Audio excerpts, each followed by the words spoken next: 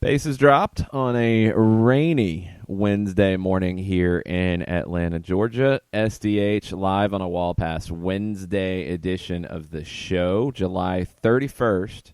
It's MLS All-Star Day. We'll be talking about the All-Star game. We'll be talking about the skills competition making its return last night.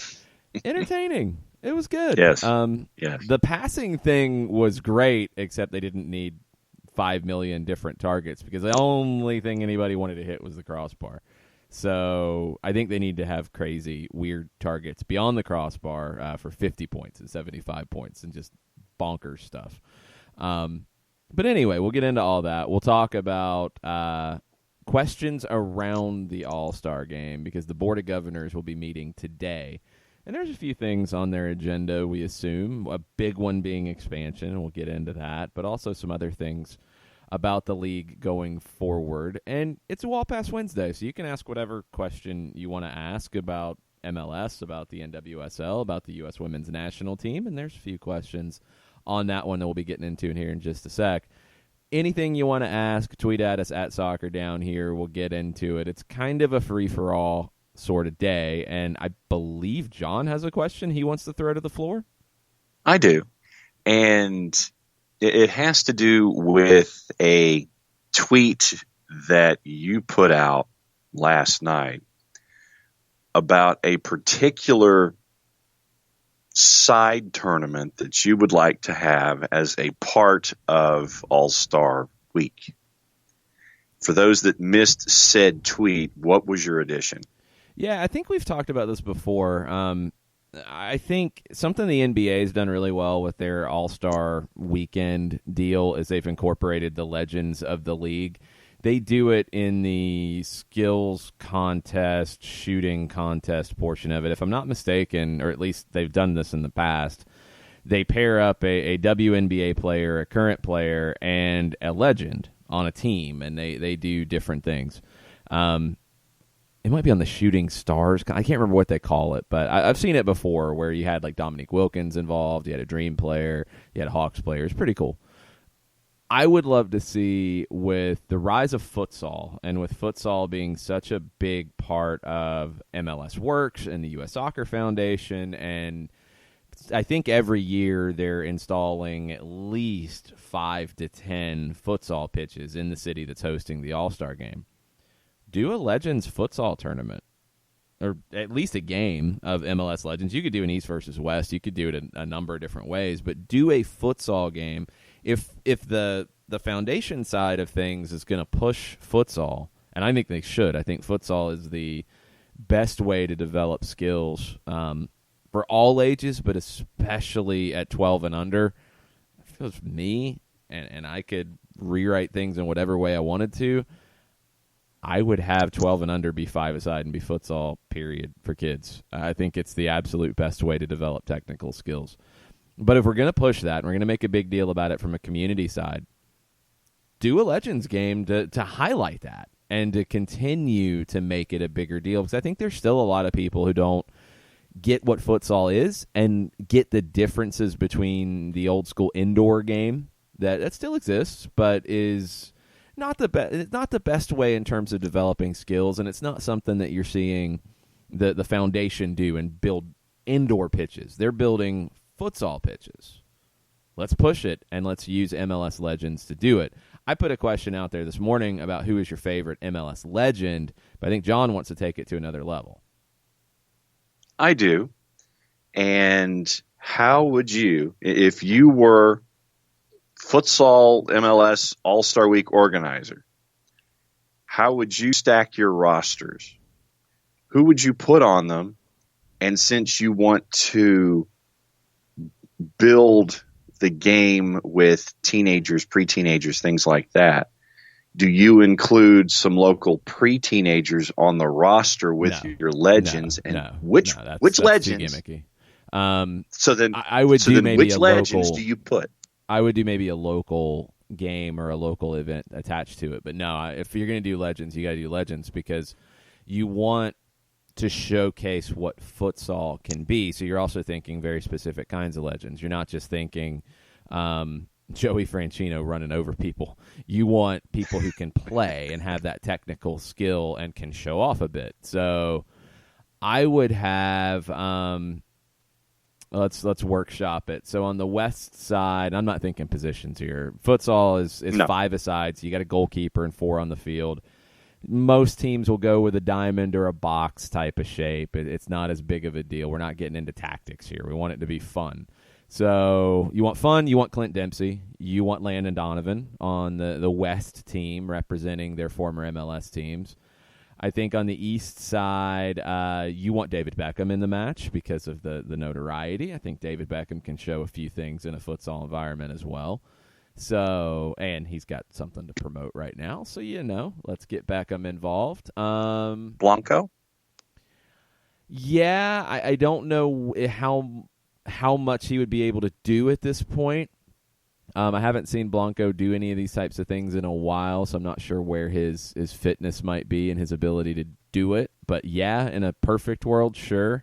I also don't know if referees would be happy to see him after his problems in the Open Cup. I think he's still banned from the Open Cup, by the way. If you're an amateur team out there and you want to bring Blanco in, you're not going to be able to do that.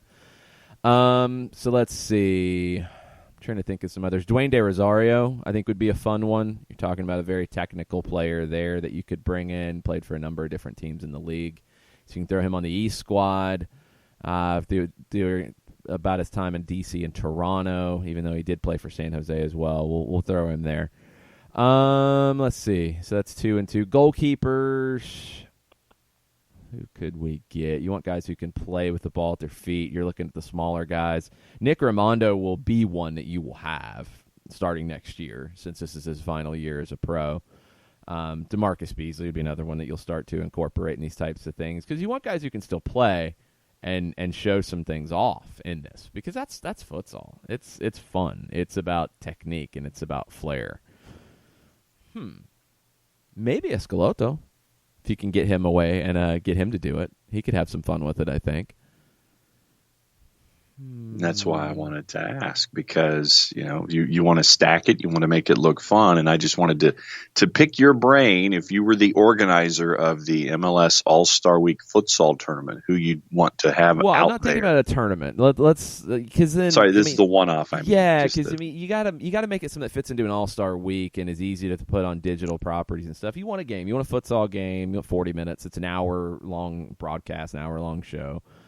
You can do some cool things like miking up the players like you did with Brad Kazan at the All-Star game last year. You can have a lot of fun with it in an hour format on a digital property like you did with the Skills Challenge last night. So you can get the Cooligans on the side of the field talking trash and having a Cooligans cam whenever anybody gets megged or just completely worked on the dribble. The Cooligans can jump in and yell and have a lot of fun with that. So definitely let's have that involved.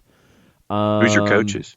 I'm not worried about coaches. Futsal's not about coaches. You don't need coaches. The players sort it out themselves. Honestly, you could even do that. You could do it as like a schoolyard game. So you don't have coaches. You have 2 captains. If it's Team Bex and Team Dempsey, Team Deuce, they just pick the teams out. So we're not even thinking East-West. We're just getting Deuces. 10 players out there.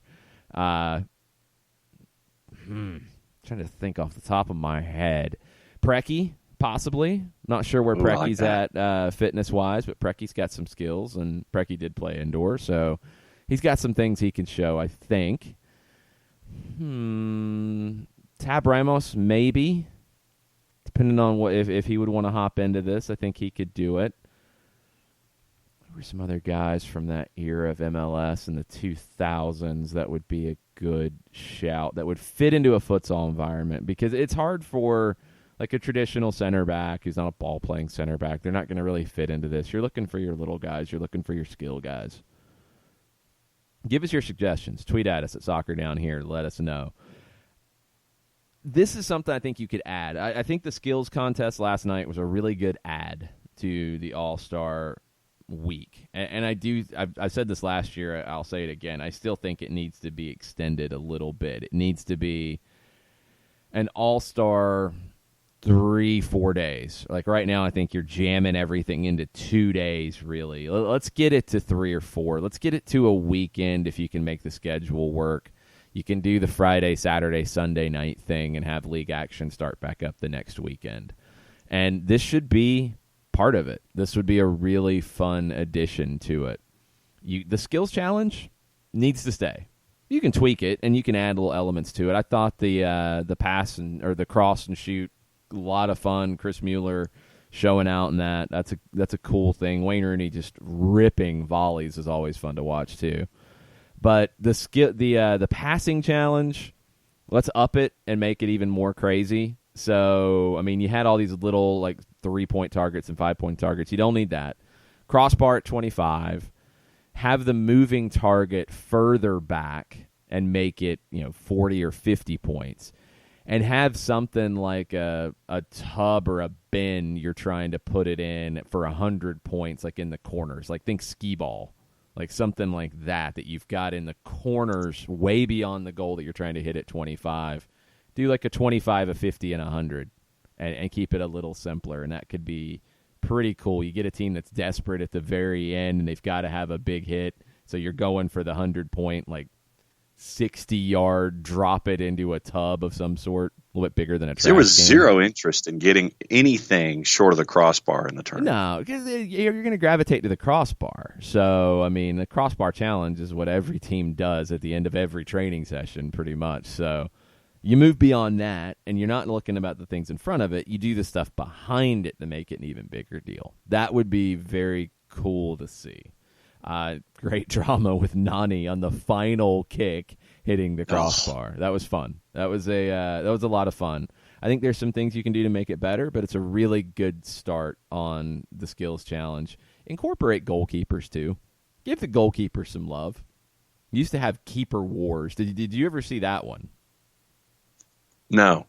Keeper wars in the old one. I think if I remember right, you had the goal on the end line, you had the goal at the top of the 18, and the goalkeepers were just ripping punts at one another and trying to save. So that was a good time. You had a power shot thing where I think Zach Thornton hit one about 100 miles an hour. No way. Incorporate the goalkeepers. That would be fun. But yeah, keep making these tweaks to the skills challenge, and let's continue to blow this up. If you're going to do an all-star game, it's got to be fun. It's got to be more fun than competitive and have a good time with it. I heard some of the audio yesterday on Sirius XM-FC of James O'Connor, who was mic'd up at the training session, and he was having a good time with it. Players were trying to walk by and meg him, and he was saying he's going to put his boots on and come after him in the scrimmage, so that was cool. His coaching staff, they were making bets on who was going to win the scrimmage game. Somebody ended up having to buy the rest of them lunch, so that's cool. That's fun. That stuff's good. O'Connor was telling Schweinsteiger to go get his boys out for training, talking about Zlatan and Rooney because they were off doing all the media stuff. Make it fun. I don't need the Atletico Madrids coming in. No disrespect to Atletico. They're not the same as a Barca or Manchester United, or the teams we've seen. I mean, even Juve felt like a little bit of a step down. I don't think you even need to go that way anymore. Just do East versus West and do all of this other stuff around it and make it a celebration of the fun things around the league. If you're going to do it, that's what it should be, not a competitive situation where you're going to have weird things in the match tonight. You don't need that. You don't need that. Make it fun. Have a Legends game. Have a skills competition that's a blast. Do all these types of things and make it a celebration as opposed to this competitive, weird situation you have tonight in the match. Under the Weather has a couple for us already out of the blocks. Agreeing on Preki for his game and the story. And then Frankie Hayduk for the futsal game. Beers all around. Yeah, I wonder about the skills element with Hayduk. Hayduk was always such a grinder in terms of just the movement off the ball and just constant motion. But if you mic up Frankie Haydick in the game, you're going to get some there gold. you go. You're probably going to need a 6-second delay, but you're going to get some gold. That could work. Javier Morales, Real Salt Lake legend, he could have some fun with this for sure. You've got so many former players now like working in the academies, so it'd be easy to bring them in. They're still going to be, fit enough to give you some shifts in a futsal match. You could do this. Haydick would be a fun one. Landon was working in San Diego for the Sockers indoors. Yeah. Well, I mean, Landon's Landon. We don't have to worry about Landon being a good fit here. Landon would be one you'd want involved for sure. Stuart Holden, possibly. Get him involved. There's lots of... You can get a lot of the broadcasters involved, have some fun with that. So, yeah, there's a ton of different avenues you can take with it. But a Legends futsal match, I am all in for. Beef up the skills competition, go East versus West, and play up the fun of it. The unified match is awesome. That's actually going to start here in about 15 minutes. The homegrown game, I'm okay with that one being a little more of a competitive situation. It'd be cool if you could talk Liga MX into it, to doing it as a MLS homegrowns versus the Liga MX homegrowns, or MLS U20s versus Liga MX U20s, whatever format that looks like. Do it as that element. That would be cool. But continue to grow the fun aspect of it, and I think the league would get more out of this. And let's see. I'm trying to see if anybody else has given us any names. Vine City FC apparently is going to be sending us a boatload of tweets this morning. And so we have been requested to be somewhat of a filter. We've been warned. Yes, we've been warned. Vine City says probably not a legend, but seeing Beasley at the Houston game brought back very fond memories. Yeah, Beasley should be in this, because you could do this a bunch of different ways, and it could be different every year. I love the idea of just naming two captains and letting them pick out the teams like you would when you show up to one of these futsal pitches that MLS Works and the Foundation are doing. That's great. But you could also do a U.S. Legends against the world. You could do so many different spins on it and keep it fresh. Beasley, I think he should have been there for the All-Star game, to be honest. They brought in Nick Romano as a commissioner's pick. I think Beasley should have been that. Beasley didn't spend his whole career in MLS. He did have a very storied career overseas and in Mexico. But he should have been honored in this way. He should have been part of the festivities this week. Nick Raimondo, I'm glad he got that honor. He deserved it. You're talking about one of the great American goalkeepers that just happened to be a couple inches shorter than a lot of managers would like, and also happened to be at a time where he overlapped with Casey Keller, Tim Howard, Brad Kazan, and so many other great goalkeepers. But Nick Raimondo is one of the all-time greats in this league, and I think he will be seen as that for a long time. And he's my futsal goalkeeper in day one for sure. Five Stripe Daily has some names, and the list expanded. Kenny Cooper. Yeah, Cooper would be a fun one with his size on a futsal pitch, but Cooper had some skills too. Brian Ching. Yeah, Ching would be different because he's going to be more of a hold-up forward in a futsal environment, which you don't see as much of. But I think Ching could hold his own, and Ching's a Houston Dynamo legend, a guy who doesn't get enough credit for his time in the league. Agreed. Juan Pablo Angel.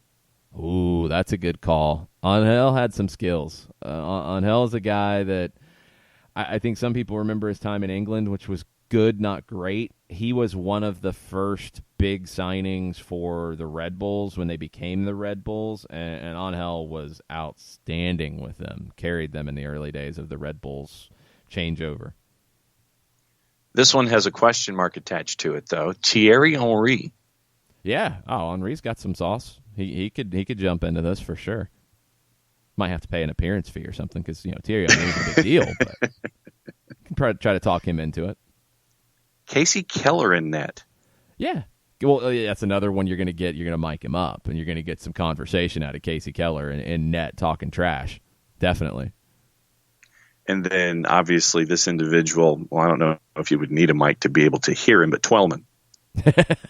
Yeah, I don't think Taylor would jump into it. But yes, you could definitely have him mic'd up. You might have him as one of the managers or something, just yelling at everybody about things. That could be fun. And then Five Stripe Daily also says, also bonus points for trying to stop Frank DeBoer from just joining in. Yes. Yeah, that's the other thing is with so many managers, you could almost do a manager's futsal match, which could get pretty heated too.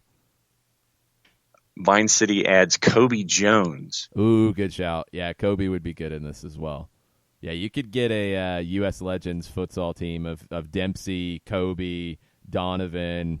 Who would I add to balance it a little bit? I need somebody who could actually defend a little bit. I'd have to think about that one. You sure you want that in a match? you got to have a little something. You got to have somebody who is going to be willing to come back just a little bit.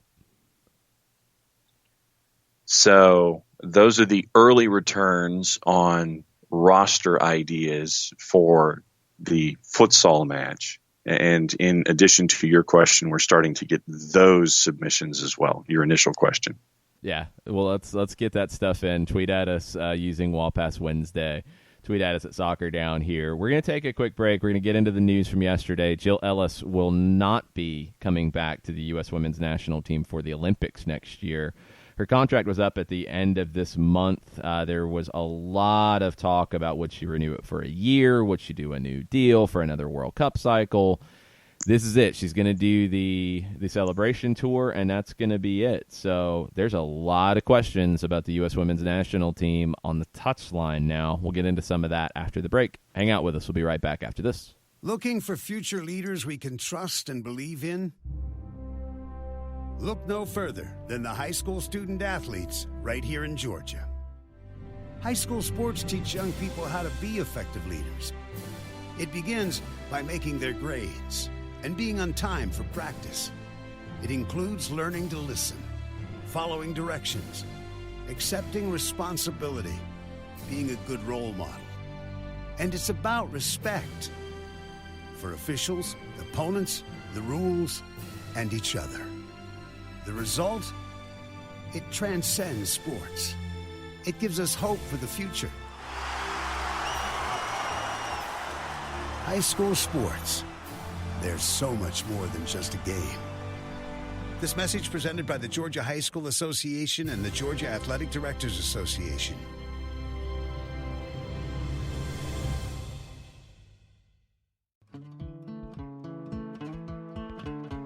Today's show is presented by Appolinsky & Associates, personal injury lawyers with over 30 years of experience, supporters of Atlanta United, Faction, and Inter-Atlanta Youth Football Club. If you've been hurt in a wreck, contact Steve today at steve@aa-legal.com or call him 24/7 at 404-377-9191. The initial consultation is free. We know that every driver is different, and a one-size policy does not fit all. That's why Country Financial offers a variety of discounts, so you get the coverage you need and the savings you deserve. From good driver to good student, multi-policy to multi-car, we've got a discount to suit every driver. Call Jason Wright at 678-568-6871 today to see what you could save. On Facebook at Jason Wright Agency or by phone at 678-568-6871. Discounts vary by state. Policies issued by Country Mutual Insurance Company, Country Preferred Insurance Company, or Country Casualty Insurance Company, Bloomington, Illinois.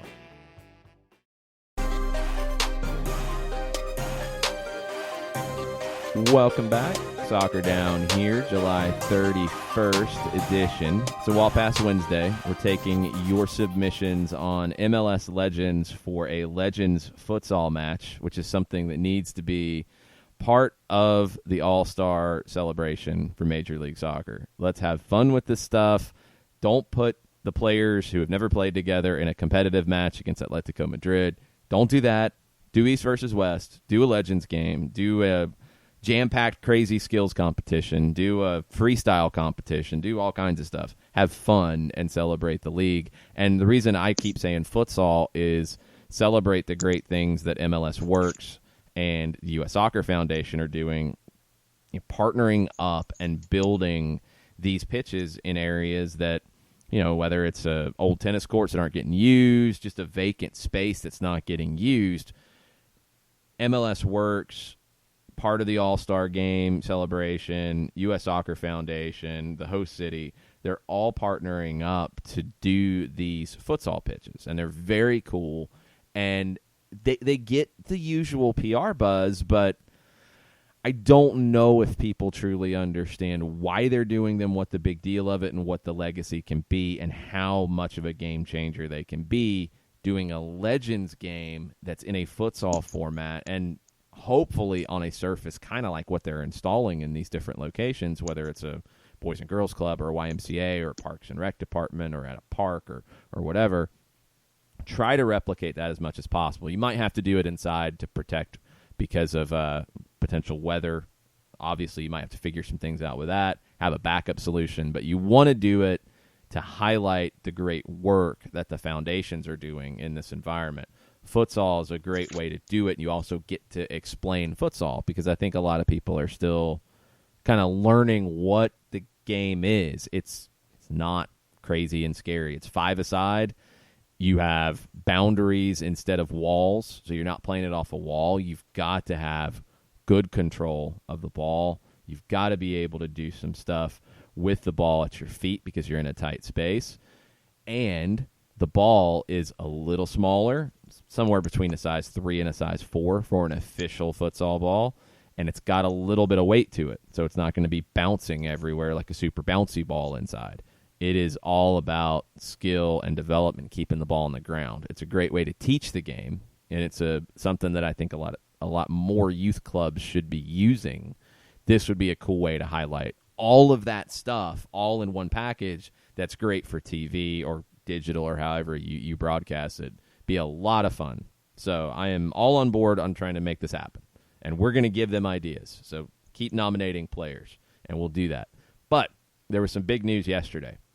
Jill Ellis stepping down from the U.S. women's national team. She is not going to do a new contract to stay for the Olympics next year or the next World Cup cycle.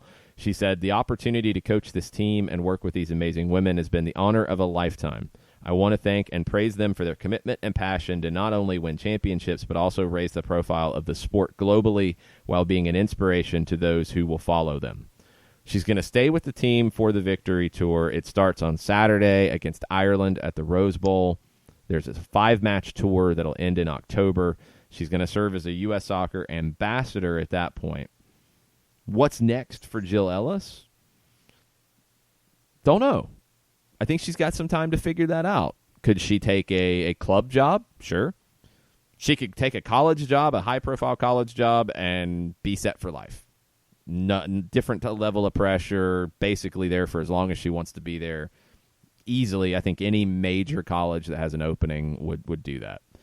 She could also chase the women's professional game in Europe. Could she go take a club job with a club that's trying to invest and trying to build something?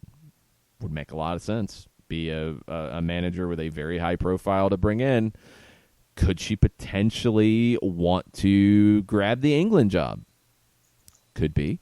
I think Phil Neville's done enough to continue. I think he did a very, very good job. But lots of different things on the table for Jill in the long run. And look, I was right there with a lot of people. I had a lot of questions about her tactics. I had a lot of questions about her roster selection. I had a lot of questions in 2015. She answered them then. I think she got a little more fortunate with the way things fell out that time around.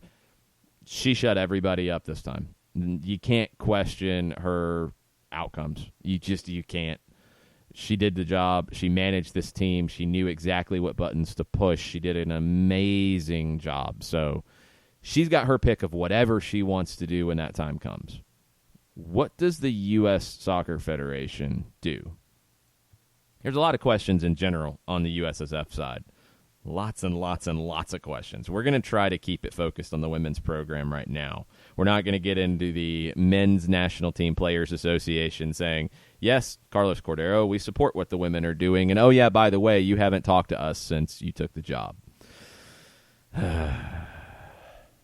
Let's talk about some of the other things that haven't happened. You have a U.S. Men's National Team General Manager. You do not have a U.S. Women's National Team General Manager. Reportedly, it's been decided upon, but it hasn't been announced yet. Why? Can we get this done now? Were you waiting to see what Jill Ellis was going to do first? Maybe so. But now you better go ahead and get that announcement done because it's time. And it should have been done at the same time that Ernie Stewart was hired. You want to have conversations about the equal treatment and why people are frustrated? Well, that's one big reason why. Because you hired the men's national team general manager and you did not hire the women's national team general manager at the same time going into a World Cup year. But okay, let's try to fix these things. There's a lot of youth national team managerial appointments that have not been done either, and that's on the boys and the girls side. U.S. Soccer's got a lot of work to do. It starts with the GM, but I'm really curious, John, as to what direction they're going to go. Are they going to look at the college game? Are they going to look at – they don't really have anyone in the youth pool that you would expect to jump up and take that job. Are you going to look at a former player? Are you going to look at the NWSL? Or are you going to look overseas? It feels like a blank slate at the moment. Yeah, and when you have someone like Jill Ellis who has done what she's done, leaves, can write her own ticket, and can do whatever she wants, you're always running into that notion of the thought of replacing the legend. And I know that there are a lot of people who want this, but there's also going to be a lot of pressure attached to it because of what has been achieved over the last couple of cycles, last decade. It's going to take someone who is going to want to tune all that stuff out, all the discussions by folks in the media like us who sit there and say, well, you don't want to be the person that replaces the legend. You want to be the person that replaces the person that replaces the legend. You've got to know the pedigree. You know what the expectations are. You know all the pressures associated with it. You've got to tune them all out. You've got to do your thing and make sure that what has been accomplished by the women's national team continues. And it's going to take that special person. Don't know where that special person is going to come from, what level they're going to come from, what experience they have, what tie-in they have to the national team in the past. But this to me is one of the most intriguing job searches that I will have seen in quite some time. Who wants it? Who's going to put their name out there immediately? Who's not going to put their name out there publicly, but sit there and say, yeah, I want in for A, B, C, D, and E reasons. And what is the national team looking for in that individual? What's the experience level that they have in mind? Do they have international pedigree? Do they have national pedigree? Do they have, are they looking at the world stage right now and not flinching? All of these questions that are attached to this job opening, it is palace intrigue on a bunch of different levels, and I want to see who's going to throw their name in publicly, but then who's going to be a part of the process and be methodical about it and not be someone who's going to toot their own horn publicly about, yeah, I want it for A, B, C, D, and E reasons. So bunch of different job openings that need to be filled, some that already should have been. But this job with what it presents on LinkedIn, it's going to be fun for those of us outside the job search to kind of cover it and look at it. But for those who are intimately interested in the job search, it's going to be one of the most sought after and intense searches that we will have had in quite some time.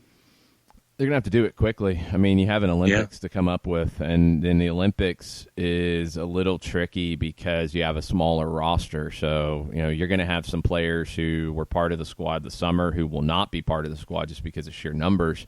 You're also going to have, some questions about some of the older players and if they're going to do the Olympics next year and if they should be part of it. And you might have to have some hard decisions. That's going to be tough straight away coming into this job. There's not an obvious person on the staff, and that's where Jill Ellis came in before. She was the assistant to both Pia Sundhage and Tom Sermanni, who, when Sermanni was let go, when it didn't work out with him, Ellis was first the interim coach, then named the head coach. She was also the interim when Pia Sundhage resigned in 2012. You don't have that right now. Tony Gustafsson, who has been part of Ellis' staff and been her assistant coach, he's stepping down as well. So you're looking from the outside to a degree. The one from the inside of U.S. Soccer has been part of the staff that you could consider, at least in the short term, is Steve Swanson. But Steve Swanson is also the head coach at the University of Virginia. Not something you easily walk away from.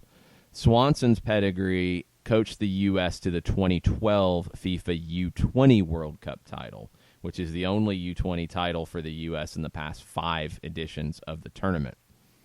Swanson could make some sense, and especially early next year, but you're going to have to offer Swanson a deal that's going to make him want to leave UVA, which is not an easy thing to walk away from. There's 2 other names that have popped up, and this is all from Jeff Carlisle over at ESPN. Jeff Kassouf of The Equalizer broke this news yesterday afternoon, and if you're looking for the in-depth of the in-depth on the women's game, it's The Equalizer. It's a subscription website. It's a great website. They do amazing work. They did great work this summer covering the World Cup. 2 other names that Carlisle floats out there. Vlatko Andonovski is the current coach of Reign FC in the NWSL, won back-to-back titles with Kansas City before that club went away. Laura Harvey is another one who was with the Reign and now with the Utah Royals. Those are the 3 names that Carlisle mentioned here. I think all have some challenges. I wonder if you need to hire a woman in this situation. It's been the last, outside of Sermani, which was not something that worked in the long term, and maybe that's something you have to consider here. The last 3 managers have been women.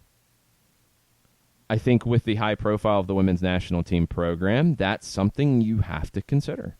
And it's something that you have to take into this. You want the best person possible, and you see national teams that have succeeded with men and women in charge of them. Phil Neville in England is one that has worked out really, really well. Anson Dorrance has had decades and decades of success at UNC, won the first World Cup title for the U.S., tons of success. I wonder what direction you're going to go in here from a continuity standpoint, which is going to be difficult, from a PR standpoint, and I guess more than anything I'm wondering is who's going to be the general manager and what is their input going to be here? Or if they're ready to go, announce them and let's get this process started. I know this just happened, but I'm assuming that Ellis didn't let U.S. Soccer know yesterday morning that, okay, I'm not doing it. And I would hope that there had been some kind of a plan for what could happen because you knew her contract was coming up. It's U.S. Soccer we're talking about, so maybe I'm being a little too optimistic, but there should have been. So now what? And what direction do you go? I'm fascinated by this because while the women's national team equal pay debate and negotiations with the federation are not part of this decision, they kind of are, at least tangentially, and I think they will affect how U.S. Soccer handles some of this. I'm very curious to see where they go because it feels like one of the most open job searches that we've seen for a high-profile job like this in the game, where there's just not an obvious successor. Couple of thoughts from the Twitters since we're on Jill Ellis.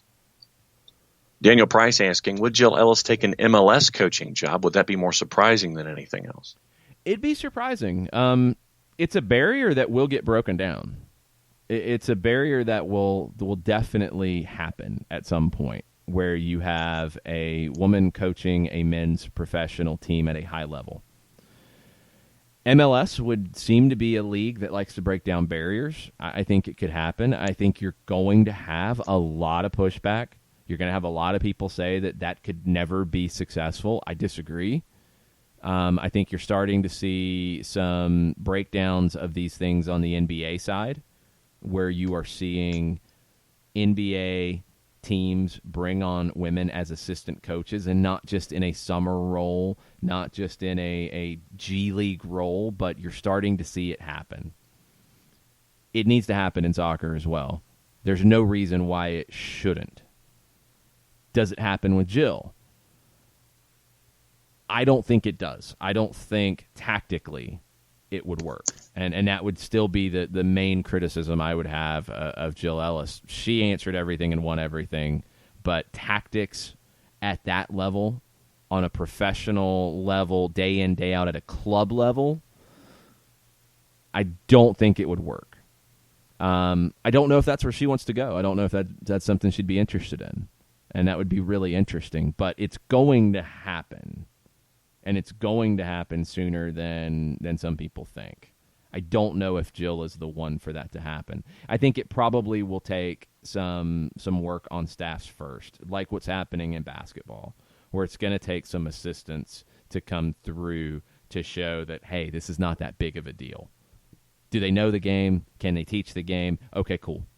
Yes, then they should be part of this. And then it's going to make that jump. I don't think you're going to see somebody go straight into a head coaching job at MLS with no work as an assistant on the men's side. I think that's a big ask. I think there needs to be some steps first to get there.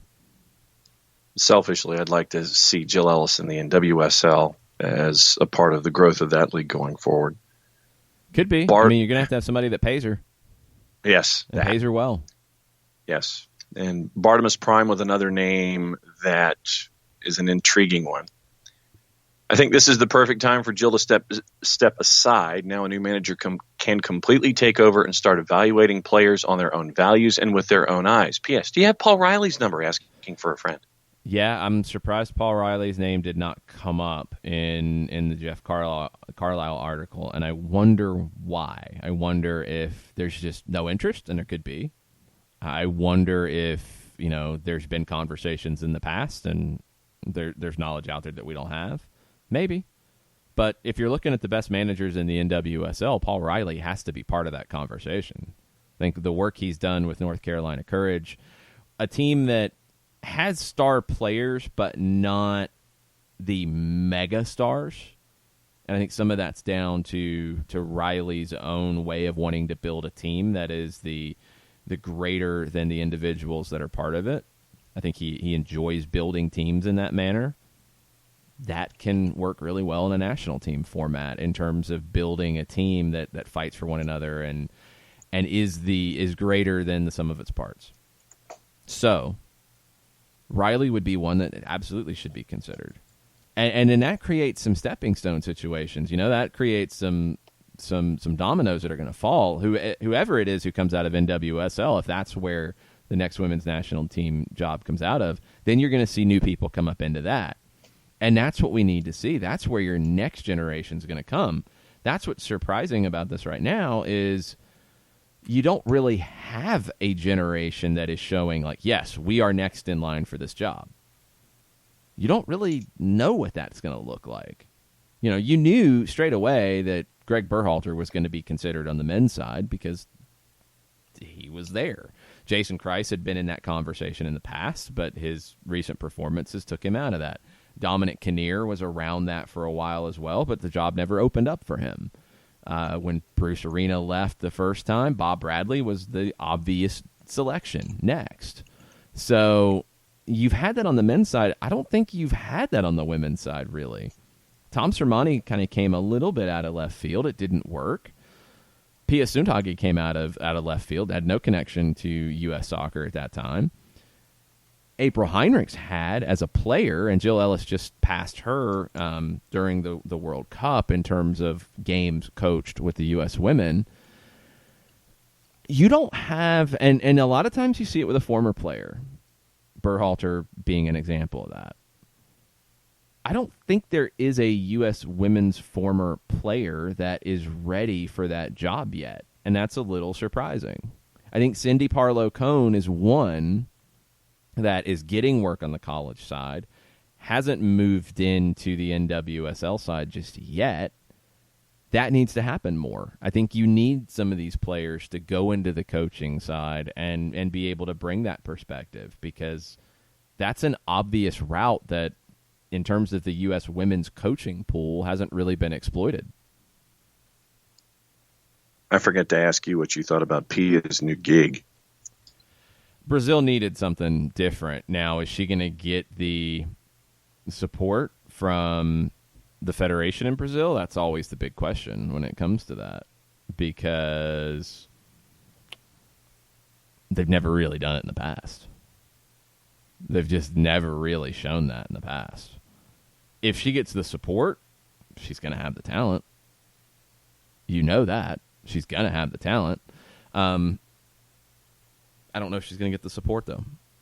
But they needed something new. They've got a new generation coming through. It's going to be the post-Marta Formiga generation. Cristiane probably is going to move on at this point, so Pia is a good person to build something for the next cycle. And if you give her 4 years and you give her some resources, she'll do a really good job with that program. I mentioned Cindy Parlow-Cone just a second ago. She is now the U.S. Soccer Vice President. She's got some other things that she's dealing with right now. But players like that, Cindy Parlow went in to manage the Thorns at the very beginning. There's really not much of that on the women's side. And that's something that needs to change. I think you're seeing on the men's side coaching development from former players become a bigger and bigger thing. MLS is involved in it. The NWSL is only now starting to do coaching courses for its players. I think they did some in the last couple of off seasons. Need more of that. Need more of that to make that a pathway. Whether they end up going into the college game or the professional game or whatever, you need to create that pathway for these former players to give back and make it easier for them to do so. Trying to see if anyone else is discussing the coaching part. We do have a lot of Atlanta United discussion, and I mentioned this off air, but our futsal team, Eichmann, thought about Gooch and Boca for a little defense. Boca would be much better in a futsal environment than Gooch. Gooch might be throwing people off the court, which can be entertaining too. But I don't know if you want to see that. I think Bocanegra's got some game. He could definitely fit into a futsal environment. So if we're putting Bocanegra, Dempsey, Donovan as our three of our U.S. players, we've got some rotation there with Kobe, with Beasley when he retires. Preki can give you a couple good shifts. Yeah, that could be a lot of fun. Yeah, we've got a lot of Atlanta United talk about formation and folks and thoughts about the weekend. So where would you like to go, sir? Well, let's take a quick break, and then let's get into some of the Atlanta United talk, and then Mike Conti will be joining us at 10 o'clock. So we're going to take a quick break, and we'll be right back after this. A ranger station. I'd like to report a bear hug. Okay. I put out my campfire and Smokey Bear hugged me. So you drowned the fire, you stirred it, drowned it again, and felt that it was cold? Uh-huh. Yeah, but he's just letting you know you did good. Bear hug from Smokey Bear. Status update. I'm gonna let you go now. There are many ways to start a fire, but one sure way to put it out. Learn how you can do your part at SmokeyBear.com. Sponsored by the U.S. Forest Service, Ad Council, and your state forester. As a business owner, you know that every year brings new challenges and opportunities. The success of your business demands expertise and focus. And Country Financial can help you keep that focus by helping ensure you have the right insurance protection in place to meet your goals. Jason Wright can help you create a customized insurance plan that has coverages designed just for your business. Give Jason a call at 678-568-6871 or reach him on Facebook at Jason Wright Agency. Coverages vary by state. Policies issued by Country Mutual Insurance Company, Bloomington, Illinois. This is what matters. This is beyond X's and O's. This is the difference mutual respect makes. This is what character looks like. This is what defines us in Georgia. This is sportsmanship. School sports. It's not the outcome that matters most, but the way the games are played. This message presented by the Georgia High School Association and the Georgia Athletic Directors Association.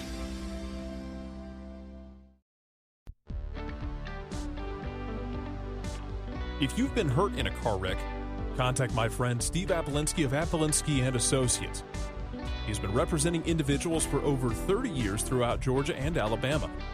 Email him at steve@aa-legal.com or call him 24/7 at 404-377-9191. The initial consultation is free.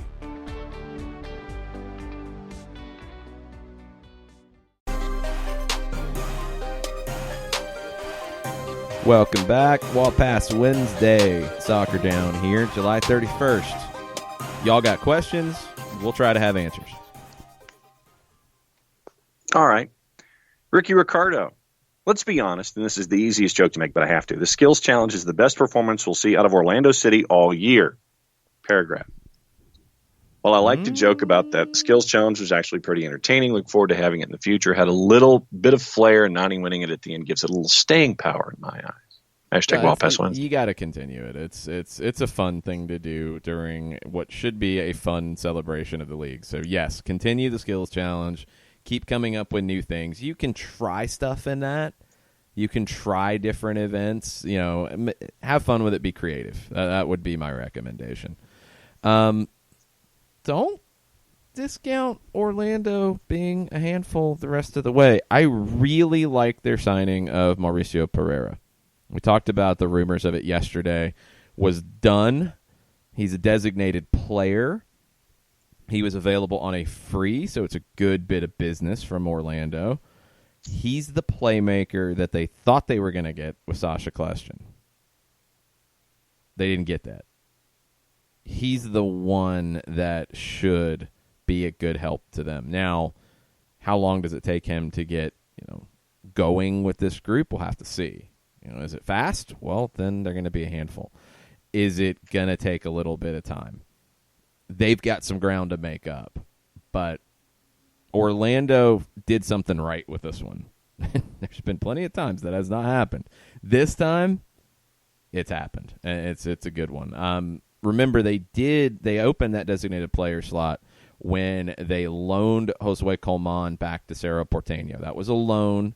He could be recalled in 2020, depending on what they do with their other designated player slots, Nani and Dom Dwyer. Dom Dwyer has been a very interesting case in Orlando. He has not produced either lately. What happens with him going forward? This is a good move, though. 29 years old, you should be able to get some good years out of Pereira. Then Eric Schwartz says, can the narrative fairy please bless us with Tito returning to come off the bench in Orlando next week and crush the Purple Team's U.S. Open Cup hopes and dreams? Hashtag Wall Pass Wednesday. How amazing would that be? Need to get him back just for those options. I mean, you've got a lot of options up top, but Tito is a different type of option than Merrim, Pereira, Vasquez. He gives you a little something different, and I think he gives you a little bit of an attitude that this team could use from time to time in matches. So I'd love to get him back, hopefully soon. And, yeah, against Orlando, they're not going to like to see that number 15 come off the bench. Mr. Green, Landon Donovan is the answer to your first question of the morning. Yeah. Well, repeat it so people know. It's just the MLS, your favorite MLS legend. MLS legend of all time, your favorite. Named the MVP trophy after him, so he was pretty good. But the legend of Chris Wondolowski's growing on me. All the man wants is for someone to find him making a run inside the box. I really hope that MLS does a good job of honoring these types of guys. I mean, Donovan's an easy one, obviously. Players who had long national team careers are easy to honor and celebrate. Wondolowski, Nick Rimando, Kyle Beckerman, Chad Marshall, who just retired in midseason this year, Michael Parkhurst and Jeff Larentowicz, when their time comes to retire. Players that have had long, distinguished Major League Soccer careers, even if they spent some time in other leagues around the world, they need to be celebrated as much as your national team legends in this league. And I hope it's something that, if it's not at the league level, it's at the club level, because there's a lot of history here that in my opinion, increases the credibility of the league across the board and definitely needs to be celebrated. And Wando will be in that category for sure. Under the weather again, after listening to yesterday's show, I had a thought, : how much of Atlanta's, quote, less attack-minded, end quote, play has to do with the fact that almost no one comes out to play with us? Teams fear us and sell out to not give us space, so we become more methodical out of need. It plays into it. It's definitely part of it. I mean, there's a million think pieces about all of this right now when it comes to it. That's a factor that doesn't get brought up enough in the way Atlanta's had to play, especially at home. And it's what we saw in previous years, too. It's not easy. Like, no two managers are the same. I think the idea of, well, you should have just brought in somebody who would do the exact things that Tata Martino did in the past. Well, you don't have the exact team, and you have different situations, and you have teams that are going to be more defensive against Atlanta than they've been in the past. And you have different player personalities. You have different skill sets. It's not easy. Change is not easy, whether it is a key player or a key or the manager or both. It's just not simple. And there's been a lot of talk about Atlanta's identity and the way they play. I don't think it was all that consistent from 2017 to 2018. Definitely not as consistent as some would tell you. But that's also only 2 years. Identity of a club doesn't happen in its first 2 years. It does take some time. And I think there's a lot of pushback on Frank de Boer because of a lot of things. I think his past 2 stops are part of it. I think if you look at his teams at Ajax, they were not boring. They were not defensive. I think also the fact that Frank de Boer has mentioned it many times that he has learned a great deal from Louis van Gaal. And people think back to the end of his managerial career at Manchester United and don't consider some of his other teams too. But that's also not the only person that Frank de Boer has learned from, and I don't think he's a clone of Louis van Gaal. I look at Frank, from what I've seen, as a guy who is trying to learn and a guy who is trying to add more things to what he wants to do. I mean, there's definitely some philosophical things in terms of controlling games that Frank wants. And I don't think it was crazy different than Tata Martino. I think the one biggest difference when you get into it, and James Knowlton wrote a piece that's up at Forbes that is making the rounds this morning, Frank de Boer is not going to be as vertical as Tata Martino. Verticalidad was something that Tata Martino definitely believed in, and it was a consistent thread through all of his teams. He wanted to get the ball into the other team's half as quickly as possible. I think both managers want to play in the other team's half as much as possible, but how you get there was different. Both teams wanted patience in the attacking half. Both teams wanted possession in that half. They wanted to have possession away from their own goal. Frank is not as vertical right now. Does that change? Does that evolve? We'll have to see. But no, he wants to build up play in a little bit different way. That's the biggest difference. And we'll see if either common ground is found or one side or the other can adapt. Because that's the biggest difference in mentality. I've noticed over the season that you're seeing more and more of the long passes from Leandro Gonzalez-Pirez than you saw early. And it was something that was discussed early that Frank de Boer wasn't wanting to see as much of. Now you're seeing more of it, and Atlanta's among the league leaders in long passes completed again. That was a hallmark of the first 2 years. That's a smaller thing than I think people have made some of the rest of it to be. So, look, we'll see. It's a process, and it's going to continue. We'll talk to Mike Conti about the process and everything else going on around the league and Atlanta United world right after this. We'll be right back. Looking for future leaders we can trust and believe in? Look no further than the high school student athletes right here in Georgia. High school sports teach young people how to be effective leaders. It begins by making their grades and being on time for practice. It includes learning to listen, following directions, accepting responsibility, being a good role model. And it's about respect for officials, opponents, the rules, and each other. The result? It transcends sports. It gives us hope for the future. High school sports. There's so much more than just a game. This message presented by the Georgia High School Association and the Georgia Athletic Directors Association.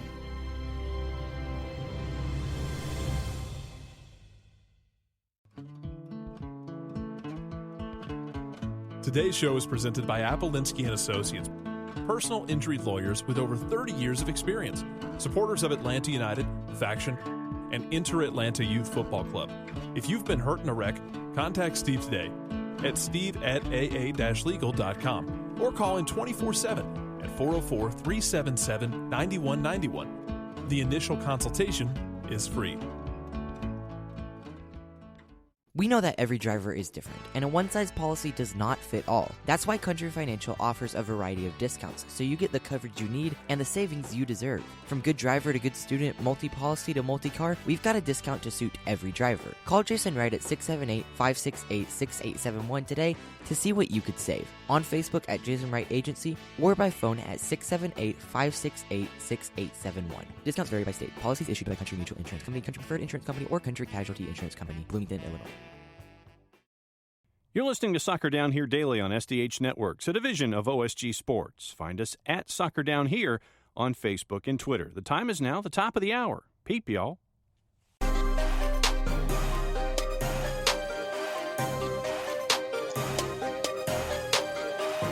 Welcome back. Soccer Down Here, July 31st edition. It's Wednesday. It's 10 o'clock. That means we are joined by Mike Conti from 92.9 The Game. What's up, Mike? Hey, guys. What's going on? Not much. We've talked a lot this week about the comments that have been talked about a lot by a lot of people all week from Orlando. We haven't talked about it this morning yet. There was an update to some of those comments yesterday, an article from our friend Doug Robertson at the AJC. Leandro Gonzalez-Perez, I think, expanded a little bit further. What was your take on all this stuff? My take is Atlanta United's having a pretty good season, and it stinks that these comments are being made by people from within the dressing room. I think they're comments that are better left within the dressing room.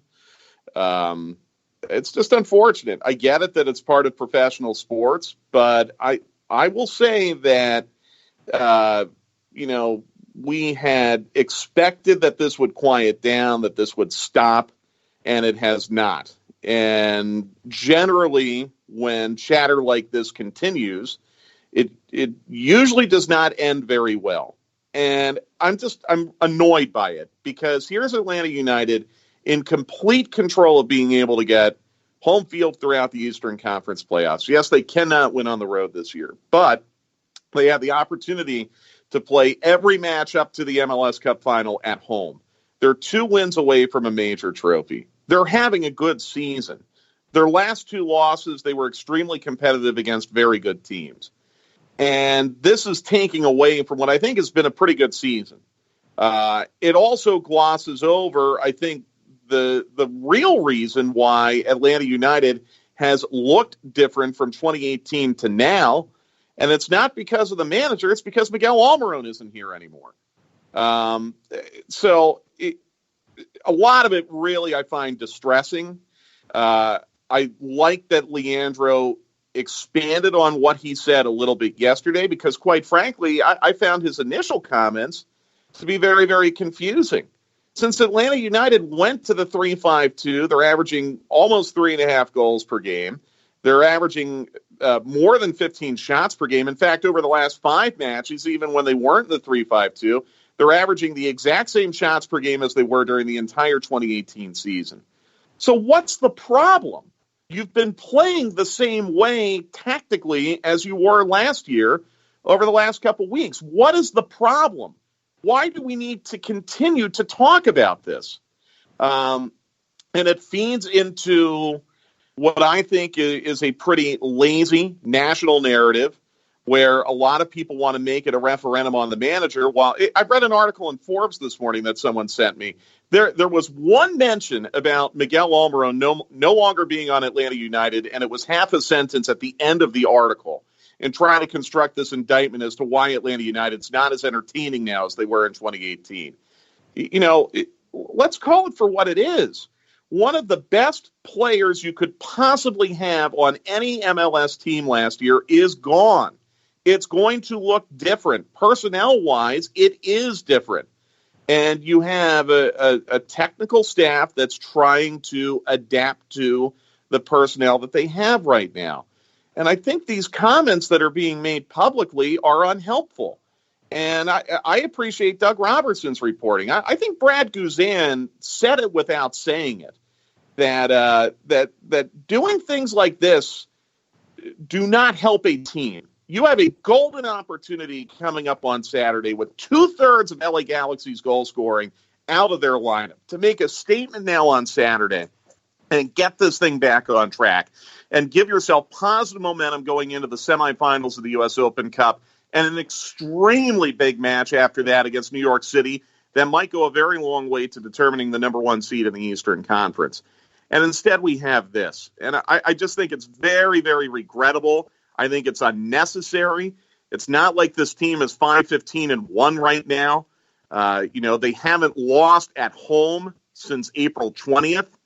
That's pretty good. I do realize they haven't won on the road since May 15th. That is not good. That needs to improve. But they have, aside from the Chicago match, not been outplayed in any of those road matches. So I'm glad you're giving me the opportunity to get this off my chest. I'm very disappointed by it.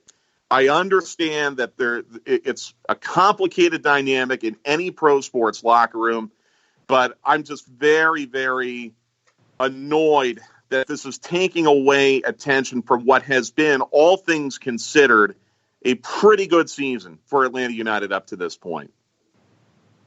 Thinking about where they were at the beginning of the season and all of the factors that have contributed to rosters being shorthanded, all of the injuries. And I was trying to talk this through with Jason the other day. And yeah, your first choice lineup went out the door. How many times have you had your second choice lineup this entire season, considering everything that you started off with a rough start, winning 10 of 13, getting to where you are now? All of these external factors that have contributed to things, all of these different elements, and you are where you are. I think it speaks a lot to the players and what they have done with all of these chainsaws that they've had to juggle simultaneously this year, and the coaching staff in trying to implement what they're trying to implement at the same time. And John, if you don't think they are 100 times better than they were walking out of Mercedes-Benz Stadium the night they took a draw against Cincinnati, I don't know what to tell you. And I've even had some people tweet that at me when I've tried to make, a case that Atlanta United, it proved on Friday with the way they played against LAFC that they're right there at the top of the league. They're very, very close. And they're really, really close to breaking through on the road. They were very close against Seattle, very close against LAFC. And the pushback has been, they drew against Cincinnati. If you don't think they have improved by leaps and bounds since that day, I don't know what to tell you. I don't know what team you're watching. Okay, these guys have improved in spite of the schedule compression and the injuries. And as you've said, John, not being able to play a first or even sometimes a second choice lineup. That's a credit to the players. It is a credit to the technical staff as well. That's what I wish we would be talking about right now, not this narrative that, tactically they aren't playing the way that they should be. They've gone to the 3-5-2. It's had a lot of positive results. It's also led to them giving up some goals, as they did against LAFC. But I just don't understand what the problem is. And that's what has disappointed me about some of the comments we've had lately from Leandro and from Pitti in particular, where they've said these things after some very positive things have occurred. Pitti gave that interview the day after he had a great game against St. Louis in the Open Cup quarterfinals, and Atlanta United got a 2-0 win. Then we have the comments after that match. Why? Leandro says this Monday, after you've gone to the 3-5-2, you're playing a really attack-oriented style, very similar to what we saw last year. Why are we making these comments now after the change has been made? And then to come back and say, well, I haven't discussed it with Frank because I don't have a problem with him. Well, clearly something is going on. I don't like it. I don't like the way it's been handled. And for Leandro in particular, this is someone who I've said repeatedly, I feel like he can be the next captain for Atlanta United. He is a very, very strong leader in that dressing room. I appreciate Leandro because, he's going to have some inconsistent moments, but he definitely leaves his heart out there on the pitch. And that's the kind of leader you want to have.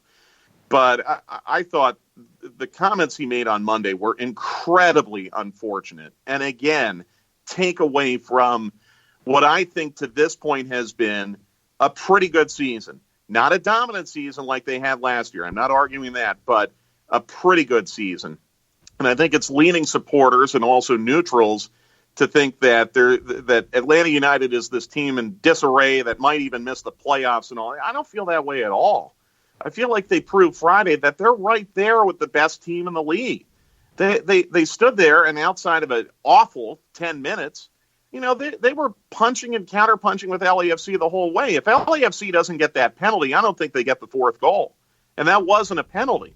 If it was a foul, which I'm still debating, it absolutely was not in the area. I don't care what Howard Webb says. It was not in the area. If they don't get the third goal on the penalty, they don't get the fourth goal. And if we're talking about Atlanta United coming out of LAFC with a point or 3, do we then jump ahead to what we had on Monday and have that incident occur? I don't think so. That's what's frustrating to me because they are really, really close. And they've had some really positive moments, especially lately. I think there's a couple things that factor into it. One is these moments are coming up and these interviews are coming up from outside sources. So I think the timing gets a little funky because of that. It's All-Star Week. Everybody's there. That's why the questions asked, and that's why you get an honest answer from LGP's perspective, and that's how he feels. And Frank de Boer, after matches, is giving honest answers about how he feels about what just happened. Pity Martinez was asked by, Argentine reporters who, yes, there's obviously some thoughts about River Plate and how that factors into the whole discussion, but it's not necessarily about what's happening currently. And I think the other thing, and this was something that Doug pointed out that I don't think a lot of people noticed, LGP spoke in Spanish for the interview. So you are getting some things translated. You are getting some differences in first-time language, first language. And I think that's happened with Frank as well. I thought his comment about Pitti being a danger to the team has been completely taken out of context and treated differently, and it's not Frank's first language either. So it gets complicated because of all of that, and it feels like there's a churn of things that just continually come back up, even though they might not actually be part of the current conversation. That's true, but, I'll go back to the whole incident with Pitti. And I believe he had a local availability in Atlanta after the comments he made in Argentina came out afterwards. And he was pressed, when did you do that interview? Because I think there was a thought that he may have done it, say, after the Toronto match or after something negative had happened. And he made it very clear that he had done the interview just the day before. No, for sure. I think it's more of the topics and things that are being asked about at that point, because they're not as up on the current things. And I think the other nature of it is that you're getting guys like Pitti and Leandro and Frank. All of them are very honest. They do all wear their hearts on their sleeves in different ways, but they're all very honest, and they're going to give you exactly what they're thinking and pretty unfiltered. That, in some ways, is really refreshing, and that's really good. But yeah, you got to be careful with that too. As long as everybody's on the same page that, hey, yeah, this is how I feel, but we're all working together to try to get this the way we all want. Cool, but it does create some drama. No question about it. And I can't sit here and, I mean, I'll be honest with you. The Falcons, their players drive me nuts because they say the same thing over and over and over, and they don't give you any insight or any depth or anything revealing in anything they say to the media because they've been trained well not to. And it drives me nuts as someone who's trying to do a job to get non-answers out of them. So I can't complain when I hear these comments from Atlanta United's players and from their manager. That's good. I want them to be honest. But I also think, you create – but let me back up. I think there are things that also don't need to be shared publicly. Sure. That can be dealt with internally. And, language barrier, timing of interview, all of that under consideration, as you've said, Jason. These are still things that don't necessarily need to be said publicly, in my opinion. I know in other parts of the world, things like this are said publicly all the time. I get that. But I don't think it needs to be stated publicly here. And all it does is give ammunition. There's been so much negativity externally regarding Atlanta United this year, among their own supporters and among neutrals watching this nationally.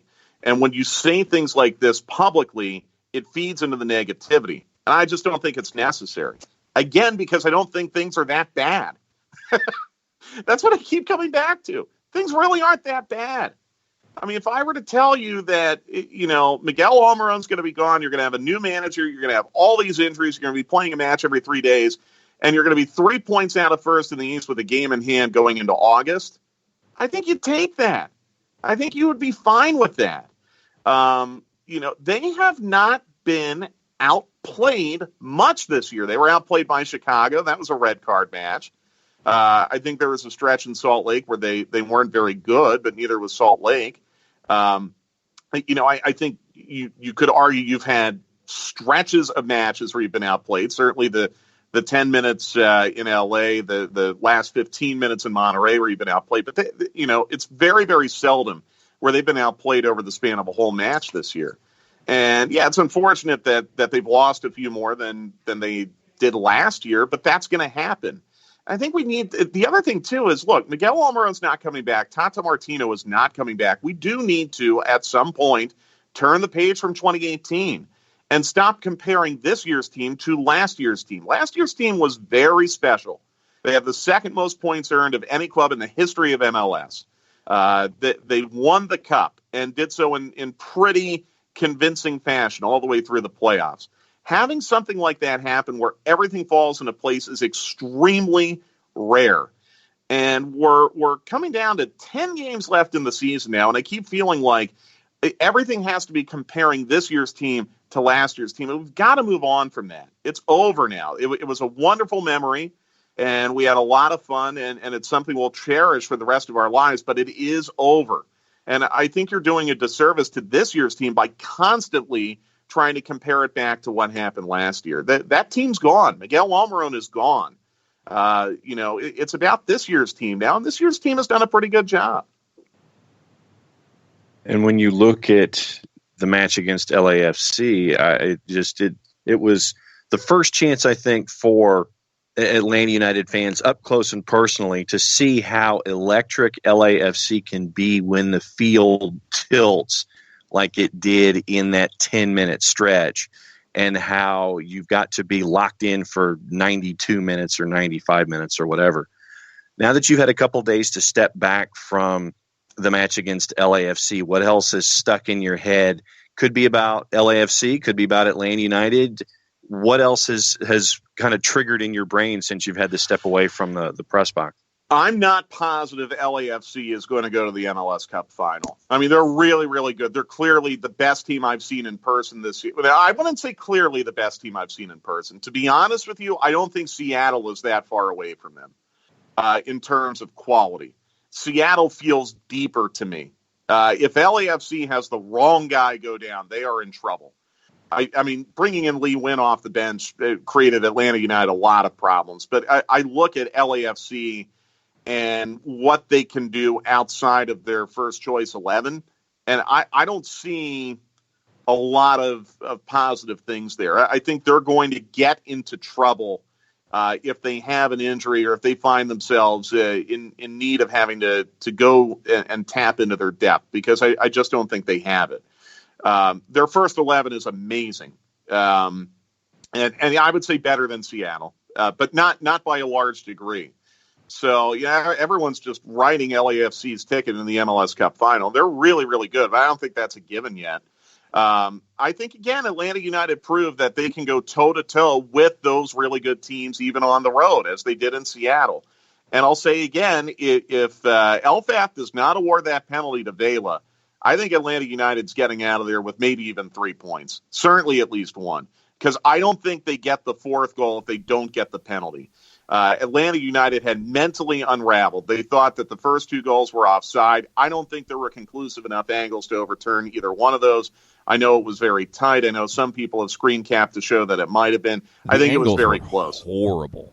Terrible. Well, you know where the angles were coming from. It was the camera guy right next to us, Jason, which was very, very low and right on the 18. So, look, I have no issue with the first 2 goals standing. I know some people do. I do not. I have a huge issue with the penalty. If you don't give the penalty, I don't think they get the fourth goal. Atlanta United's got to be better, but this was if we want to keep comparing to last year, this was a problem the 2018 team had as well, where things would go against them from an officiating standpoint. They would mentally unravel, and they would give up goals, and they would put themselves in trouble. Got to be a little bit better. But I thought a number of Atlanta United players played extremely well. Joseph, Nagbe really stood out to me. I thought Guzan, even though he gave up 4 goals, one was a deflection, one was a penalty. I mean, he made so many big saves in the second half to keep Atlanta United in it that Guzan could have been the man of the match if Atlanta United got a point out of it. I thought Gressel was really good. I mean, there were a lot of Atlanta United players that played extremely well. One more point about LAFC. I don't know if you saw Bob Bradley's comments after the game. They have a problem at goalkeeper. He said that Tyler Miller had not been practicing very well. I thought Cisniega was extremely average. Nothing remarkable from him at all. Now Miller's a U.S. men's national team goalkeeper. I mean, maybe he's just kind of in a bad run right now, but that's one more thing to keep an eye on with them. I think there are some major vulnerabilities to LAFC that Atlanta United may have exposed somewhat. Some of it might be internal, but if you were to tell me come mid-November that it's going to be Seattle in the MLS Cup final, I wouldn't be surprised. I wouldn't be surprised. But I just haven't seen Portland in person yet. I mean, Portland's obviously playing extremely well. Probably will be easier for me to answer that on August 19th, just because I haven't seen them in person yet. Of the teams I've seen in person, LAFC is the best. I think Seattle is maybe 1B right now. I mean, they're really close. I think Seattle's potentially more complete than LAFC. I think LAFC defensively is a concern in a playoff format, but I do think Portland will ultimately be the team out of the West. Wouldn't surprise me. I mean, they're going to have plenty of opportunity. The other team, too, that I haven't seen in person is San Jose. Yeah. I don't want to undersell San Jose at all. Still building. And what they've done, especially over the last month or two, really speaks for itself. So I wouldn't count them out either. The West is going to be Thunderdome in those playoffs, especially with just straight knockout games now where you aren't playing legs. You're going to have a lot of upsets. You're going to have a lot of good teams knocked out early.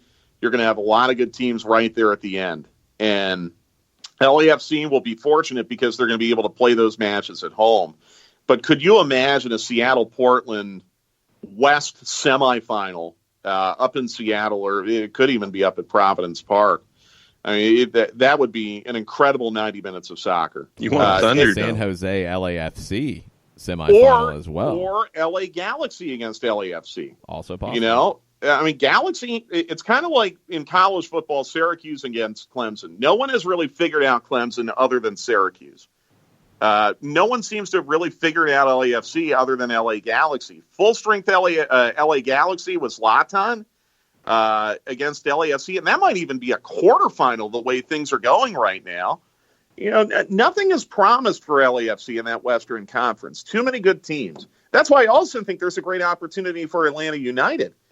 Because, New York City, I absolutely respect what they have done, but no one's running away with anything in the East. It might end up being New York City when they play their matches in hand, but the East is right there for Atlanta United. If you win the East, you have a 50-50 chance of the MLS Cup final, and let's go play. The season is not over by any stretch, and that again, is why I've been really kind of annoyed with some of the things coming out of Orlando this week. Going to be more coming out of Orlando the rest of the day, too. The Board of Governors meets this afternoon. One of the big topics is expansion, and we've talked a lot about expansion, but Jeff Carlisle of ESPN tweeted out a little bit ago that representatives from Charlotte, Indianapolis, Las Vegas, Phoenix, Raleigh, and San Diego will also be at tonight's All-Star game, in addition to St. Louis and Sacramento, who are seen as the two favorites for the next two spots. Charlotte, we're not surprised. There's been a lot of talk from Tepper about that. Indianapolis had kind of fallen off the map a little bit. Vegas is a new one. Phoenix has been right there. Raleigh, people thought would take a back seat with Charlotte being involved. And San Diego's been kind of in and out. Some interesting cities mentioned here. Yeah, and the Charlotte thing is really interesting because we got the report yesterday that David Tepper wants to build a retractable roof stadium for the Panthers and for MLS in downtown Charlotte. Sometimes if you have financing in place and David Tepper is a really rich man, that can vault you to the top of a list very quickly. I did find it interesting that the owner of North Carolina up in Raleigh has really pushed back very firmly. That he believes that if MLS is going into that state, they need to go into Raleigh. And he's got an argument. I mean, Raleigh's been a great market for soccer in this country for a very, very long time. So he's got an argument. I'll say it again. I've said it a number of times. I love the fact that you have a lot of smart people with a lot of financial resources who want to do it the right way, trying to get in the league. Those are the people who are going to push the league forward. And if there's a way to let them all in and you feel like they're going to push the league forward, then you've got to find a way to do it. Obviously, not all of them are going to be able to make it in. But this is very, very encouraging for the league. Very, very encouraging that you have a number of very wealthy, very smart people who are trying to push MLS forward. It's going to be good for the league in the long run, and you've got to give people who want to make the league bigger as much consideration as you possibly can give them. Well, we'll have plenty to talk about later today on Stoppage Time, Facebook.com/929thegame, 2 o'clock, and we'll be taking more questions. Maybe some more things coming out of Orlando. I think with all the folks that are down there, there's going to be a lot of things that come out the rest of the day today and tomorrow at the league level. Maybe not as much at the local level, hopefully. Hopefully that's we'll have fine a lot with of stuff me. to get into. That would be fine with me as well as no injuries tonight. No injuries either way, please. That's no injuries for anybody. That's why it needs to be East-West and fun. We don't need to put the team into this situation. Thanks, Mike. Appreciate it for the time, and we'll talk to you later today. See you guys. We're going to take a quick break, come back, get into more Wall Pass Wednesday right after this. A ranger station. I'd like to report a bear hug. Okay. I put out my campfire and Smokey Bear hugged me. So you drowned the fire, you stirred it, drowned it again, and felt that it was cold? Uh-huh. Yeah, he's just letting you know you did good. Bear hug from Smokey Bear. Status update. I'm gonna let you go now. There are many ways to start a fire, but one sure way to put it out. Learn how you can do your part at SmokeyBear.com. Sponsored by the U.S. Forest Service, Ad Council, and your state forester. As a business owner, you know that every year brings new challenges and opportunities. The success of your business demands expertise and focus. And Country Financial can help you keep that focus by helping ensure you have the right insurance protection in place to meet your goals. Jason Wright can help you create a customized insurance plan that has coverages designed just for your business. Give Jason a call at 678-568-6871 or reach him on Facebook at Jason Wright Agency. Coverages vary by state. Policies issued by Country Mutual Insurance Company, Bloomington, Illinois. This is what matters. This is beyond X's and O's. This is the difference mutual respect makes. This is what character looks like. This is what defines us in Georgia. This is sportsmanship. School sports. It's not the outcome that matters most, but the way the games are played. This message presented by the Georgia High School Association and the Georgia Athletic Directors Association.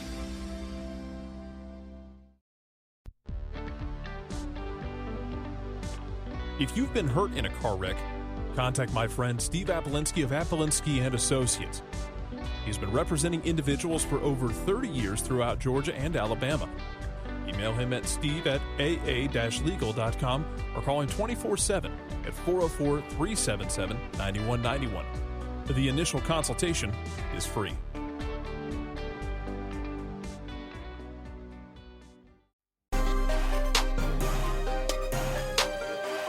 Welcome back. Soccer Down here, July 31st. Well past Wednesday.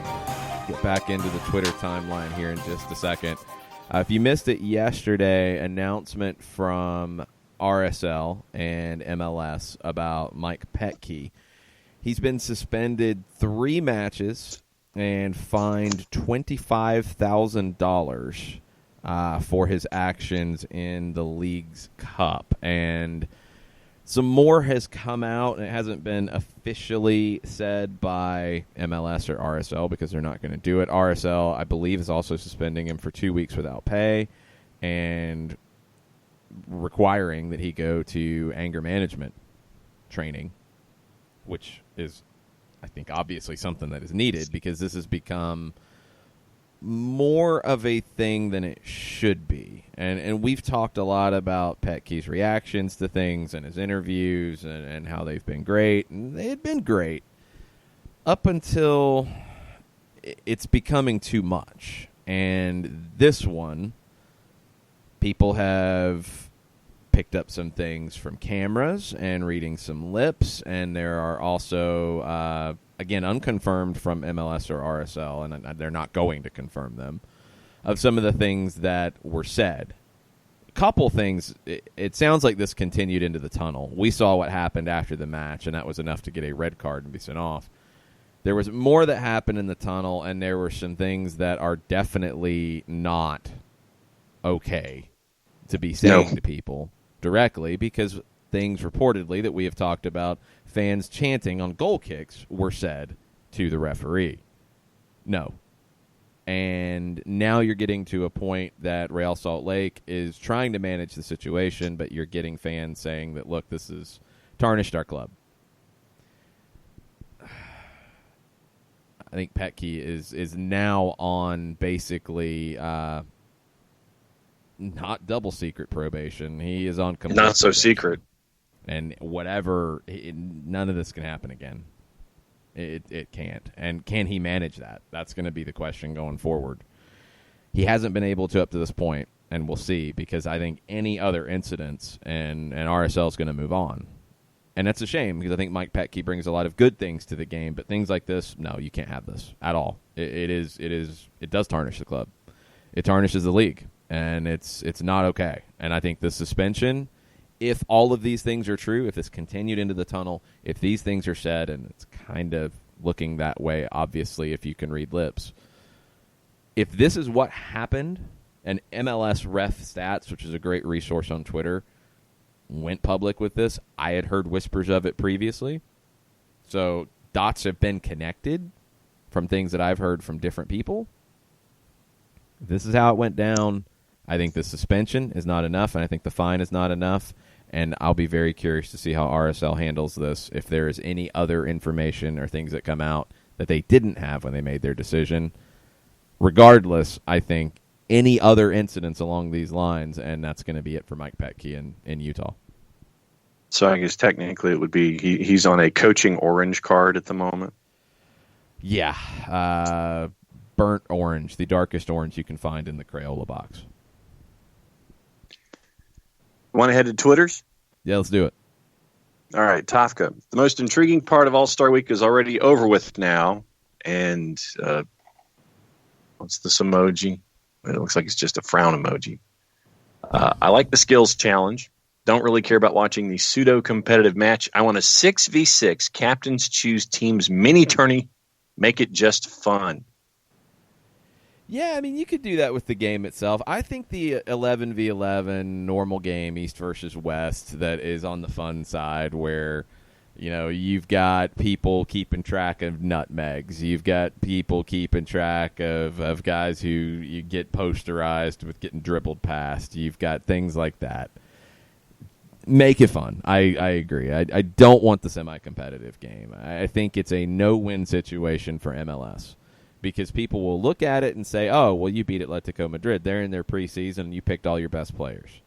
People will not take that under consideration if you lose to Atletico Madrid because they'll say, well, you picked your best players and you couldn't beat them. Not actually throwing in the fact that they've trained one time together and they don't play together. If you have club teams play national teams, far more often than not, the club team's going to win, even if they're not seen at the same level because they play together, they train together, they have tactics. This is even worse than a national team for the MLS All-Stars because they have one training session. You're not picking the team based off of, all right, I need a team that can be coherent, that can work. You're picking a few players like that, but not the whole team. You're in a no-win situation on the field. The marketing elements of it, I think, are outweighed by that. Go East versus West. Have fun with it. When you had 300,000 people watching the stream of the skills contest. Look, that's twice as many people that watched, I think, the Friday night national game before Atlanta and LA on a 10 o'clock kick in the East Coast. You need to have fun with this stuff, and more people are going to be into it that way. We'll see what the All-Star ratings are. I don't think this is a very compelling game. I'm not all that excited about it. I'll watch it because it's MLS and I want to see how Atlanta United players fare and I want to keep up with that, but I'm not like, oh, this is a big deal. This is going to be cool. It's not like the NBA All-Star game for me, which is cool and fun. Do that. Back to the original question this morning. On the morn of the All-Star match, who's your favorite MLS legend of all time? Ricky also says, maybe not for obvious reasons, but Freddie Adu, being 3 to 4 years older than me, when he signed for DC United, gave a young African-American male like myself something to dream for. Definitely that. The way he was handled, Peter Novak tried everything possible to slow the hype train down. He wasn't starting him. He was bringing him on as a reserve, which is what he was at that time. I mean, it was too much too fast for Freddie. I remember Novak sitting him in the playoffs after Adu had become a starter because he wasn't working as hard in training, according to most people following the team at that point. That eventually led to Adu wanting to leave. Then he went to RSL, then he goes to Europe, and then it just never happened for him. And that happens with young players across the board sometimes. Sometimes they don't progress. Other times they're in situations that don't allow them to progress. That's what this one kind of felt like. It was too much too fast. The league needed a poster child. They got one in Freddie Adu. I think they got one for some wrong reasons as well because he didn't become the superstar that people thought. I do still think he could have been more than he ended up being. I think the glimpses of him in the 2011 Gold Cup show you that, where Bob Bradley brought him back into the national team, and he played very, very well and was a big part of that run to the final. I feel like he had bad representation, and either he was advised to make bad decisions in terms of club choices, or he made bad decisions in terms of club choices, and he just never developed the way he should have.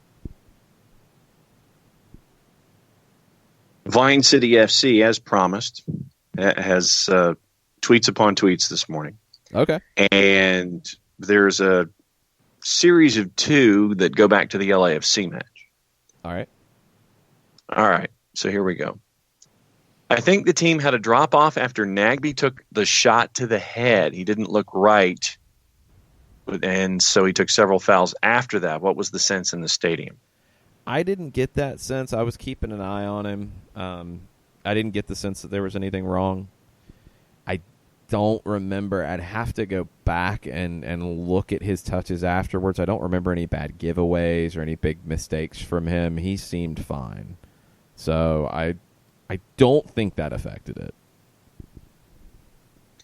And then Twellman mentioned that Joseph was screaming at the sideline after goals. Could you tell in the stadium what was going on? Joseph screams at everybody all the time. And he does. I mean, if he's very demonstrative up top. When he doesn't get the ball that he expects, he'll yell at teammates. Any of them. I've watched him, make motions and look like he's yelling. I can't hear him, obviously, at Barco, Pitti, Gressel, LGP, Nagby, Heineman, whoever, anybody. Because that's how he plays. Was he yelling at the bench? I don't think he's yelling things to start fights with the bench. Like, that doesn't make any sense. I thought he had some interesting comments from Orlando as well, where I thought he was very cognizant of, look, we've had challenges this year. We're not where we want to be yet. We want to get there. Very fair. So I don't think there's a problem there. That feels like a bit of a reach. Joseph's always yelling on the field. And your update from Orlando, it is goal is heading to the second half in the Special Olympics All-Star match. A great triple save by M. Panousis of Special Olympics Ontario for the East. And she also saved a PK in the first half. Very cool. Ricky Ricardo, not that it needs it, but I know MLB has legends and celebrities in their all-star softball game. NBA has a separate celebrity game that does usually have some legends in it. I'd be interested to see celebs and legends mixed into a futsal small-sided match. You could do that. You could do a celebs and legends thing. Yeah, NBA does a good job with that. You could have fun with it. You could get some musicians. You could get some actors. Yeah, you could have some fun with it. You could also, in a futsal environment, I think, make it co-ed. You could involve some U.S. women's national team legends as well. Could be pretty cool. You could do some cool things with it. Have fun with this thing. I think, for me, I grew up with the Major League Baseball All-Star Game being a big deal. I don't think it's anywhere near where it used to be. Although the Home Run Derby has brought some of that back a little bit, but it's not what it used to be. The NBA, in my opinion, has set the bar for what an all-star celebration can be. The NHL has tried to model that. The NBA, the slam dunk contest, was, you had to watch that in the 80s and early 90s. You could not miss the slam dunk contest. It's coming back, but everything else they've added to the all-star Saturday night, and now they have the Friday night, they have their version of a homegrown game. They have the Young Stars game. Rising Stars game, I think is what they call it. Do that. You have the Legend Celebrity game. Cool. Okay, that's something. MLS can do both of those. All right, you have the skills contest. They do their three-point shootout, the skills contest. They do their slam dunk contest. You can kind of involve all of that in a skills contest sort of thing. And you have your all-star game, which is East versus West and fun. They do the captain thing now, which I'm okay with. I think it's easier just to do East versus West right now. Maybe you do the captain thing down the road. Do that. You can do that over 2-3 days and have a really cool package that will kill it on digital, kill it on TV, and I think be far more compelling than what you have right now. Curry Cole Smith with a formation question. Could the 3-5-2 work to get all of our attacking talent on the field? With Tito, it looks like a 3-2-3-2. And the layout from Curry Cole Smith, Brad and Net, LGP Miles and Franco, Nagby Rometty, Tito Barco Gressel, Joseph Pitti, and then also maybe a CDM pair of Mo and Larry. You're going to get destroyed on the flanks. You're going to get absolutely destroyed on the flanks. Teams went away from playing this type of shape a long time ago because it's just too easy to take advantage of. You get Escobar or LGP pulled out, and you're done. Your Tito and Gressel are going to have to drop. That's why you normally see a 3-5-2 play at times like a line of five, because those wingbacks have to come back. Now, where you start them, like, okay, if you want to start them here, fine. You can have it look like a 3-2-3-2 at kickoff. It can't function that way. You can't leave five back in that type of format because you have nothing wide. You're going to get destroyed. And if you pair Mo and Larry, then you're going to be sitting Nagby and Rometty which I don't know, and Hindman, which you're not going to be very good at ball control that way. That's not how this team wants to play. It's not how they should play. So I don't think it works, Cole. I think it's just too much to try to ask this line of 5 to do defensively, or these line 3 and 2. It's just too much. You're going to get just slaughtered out wide. If you're LAFC, for example, way too easy to attack that. I think any team, it's way too easy to attack that. If you control possession, can it look like a 3-2-3-2 at times? Sure, because you want your wingbacks to push up high.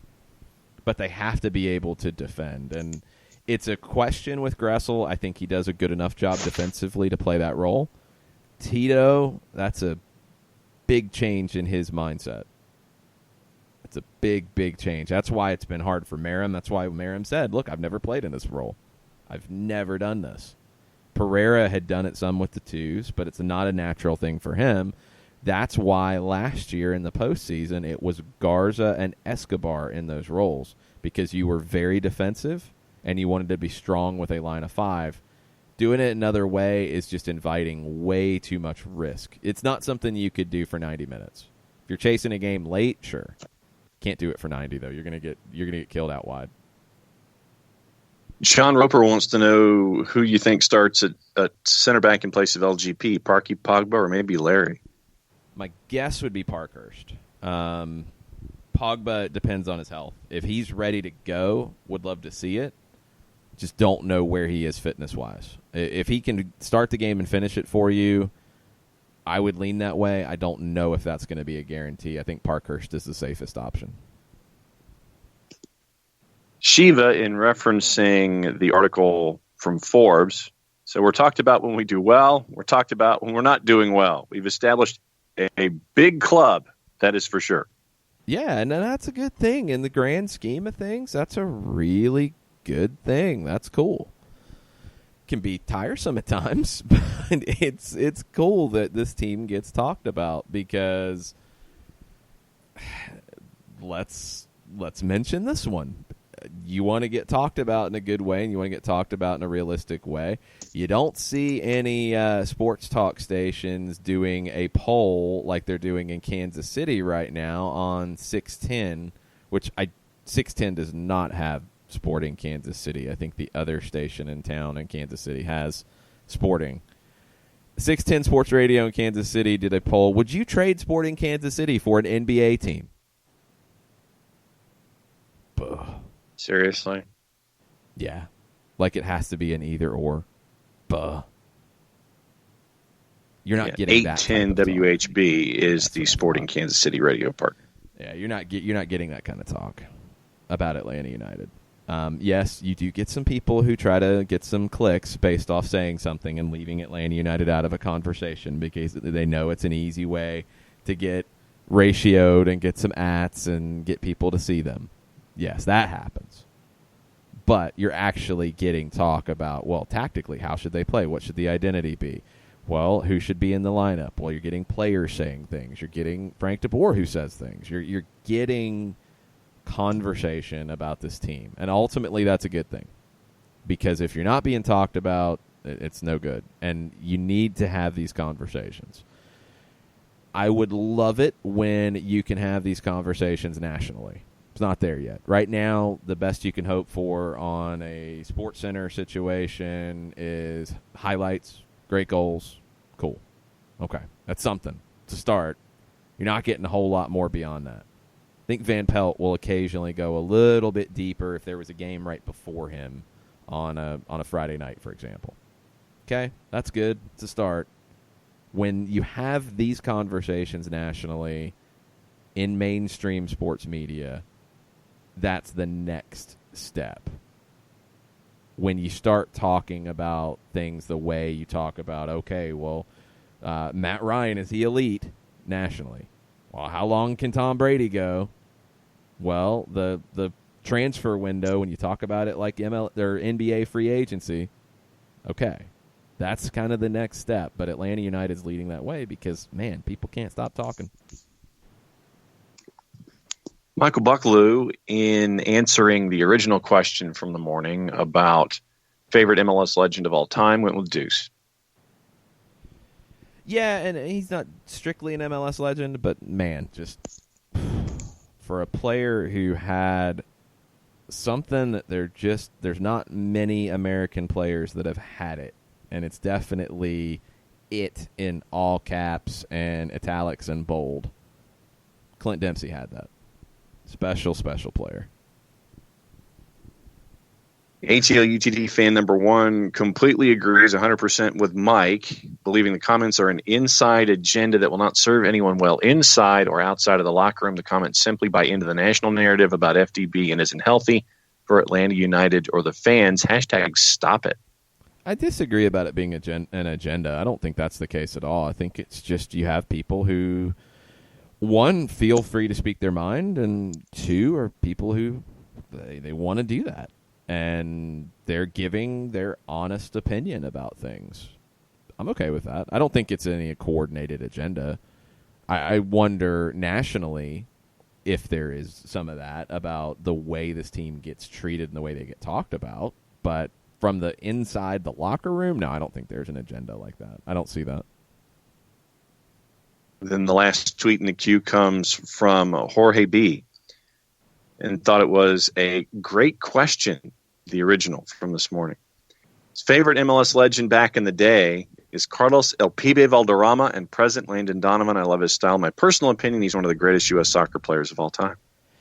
Yeah, I think the conversation's always going to be Donovan and Dempsey, and there's a lot of people who, for some reason, can't forgive Donovan for not deciding to spend the majority of his career in Europe. That's Landon Donovan's decision. I think Landon Donovan probably had the more consistent career, and that's not even easy to say because Dempsey had a really strong overall career.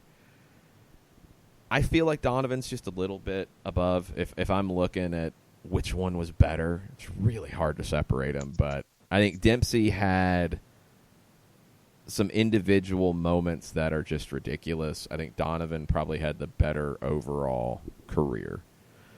I don't care where he played. I don't think he would have been the player that he was in Europe at a younger age. I don't think he had the personality to do it. And I don't think he would have been the player for the national team if he had done that. I think Landon Donovan, personality-wise, is just a person that needs to be in comfortable surroundings to get the best out of him. Nothing wrong with that. And I also give Landon a lot of credit for talking about mental health when nobody wanted to talk about it, especially professional athletes. And, yeah, that probably cost him his last chance at a World Cup. I'm very sure that it did. I don't think Klinsmann ever forgave him for saying that he needed a break. I don't think Klinsmann, and it's funny coming from Klinsmann because Klinsmann was very new age in a lot of ways about things that he incorporated into the professional sports environment that were very different. But I don't think he ever forgave him. And everything up until the part that he wasn't picked felt kind of like a farce, kind of stringing him along, like playing him in the Gold Cup 2013 where it wasn't the first choice team and saying, this is kind of your group and you're going to lead this group and you're going to be the captain, and if you perform well, then we'll see what happens for the World Cup. I feel like it was all stringing him along. He should have been on that roster, and I think it was completely wrong to not have him part of it. And it was even more wrong the way he was treated with the whole situation. But Donovan was, a lot of people said he was weak. I think he was very strong in a lot of ways to come out and be very open speaking about these things. So I don't hold any of that against him when I look at best ever and who's the best and all that stuff. I think Donovan was slightly ahead of Dempsey. Both are amazing players, and both are players that you're not going to see come along every generation with the national team. Going back to the first point, Carlos Valderrama coming into the league at the beginning was huge. I mean, he was a international player that people knew. Non-soccer folks knew in the United States. And, yeah, a lot of it was because of his hair. Okay. it got people paying attention, and people started to notice. And he backed it up on the field. One of the best playmakers, one of the best passers I have ever seen. And he wasn't as well known. He had a longer MLS career. Marco Echeverri is in that boat as well from the early days. Like, those two guys lent a lot of credibility to this league at the very beginning. And you take some of those very early MLS teams where the cap was a little bit more of a wink and a nudge, and you had players that were designated players before there was such a thing, and Valderrama and Echeverri and Jorge Campos were those guys. Some of those early MLS teams are really good, and the level of play was really high. It dipped as the league expanded, and it's caught back up, and now I think it's at a point where expansion won't make it dip because of where MLS is on the world conversation. But Valderrama was such a big part of establishing the league and such a fun player to watch. And if you have access to the 30 for 30s on ESPN, watch the two Escobars. And he's a great interview as a part of that whole thing. So, and it just opens up another window to Carlos Valderrama and his national career at the same time. Absolutely. Definitely a top 5 30 for 30 for me. Oh, we have some news. I don't know if the thunder is really the good way about it. It might be for some other outlets, but ESPN Plus is on the verge of adding the Bundesliga to its portfolio. Wow. Okay. Yeah. Sources say that ESPN Plus is in the final stages of picking up Germany's Bundesliga to its growing array of soccer offerings. This is from Andrew Marchand at the New York Post. It would be exclusively on ESPN Plus beginning in the 2020-2021 season.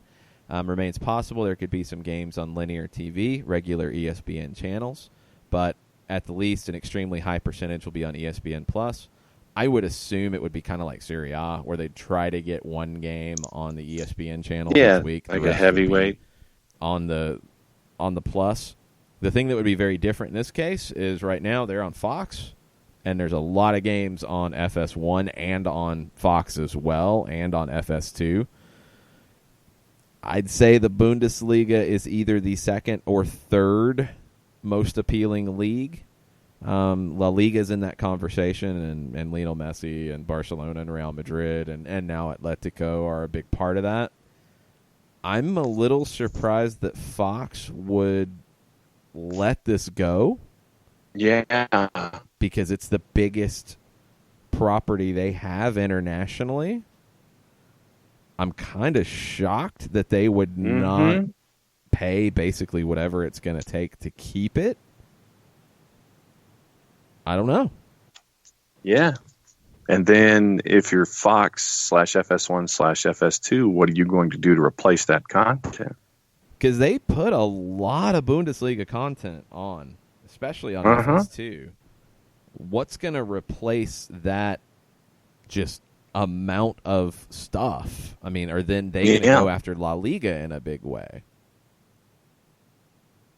I think they have to. Or are they going to expand their Liga MX coverage? That would be the play, I think. I think that would be a fascinating play for them, and it would be a move that could really work well. Because La Liga is, I don't know when that contract comes up. That's going to be another high-priced one. Most bang for the buck? I think, it would be Mexico. Now, would people watch the Mexican League in English? Because that's going to have to be where FS1 and FS2 go with it.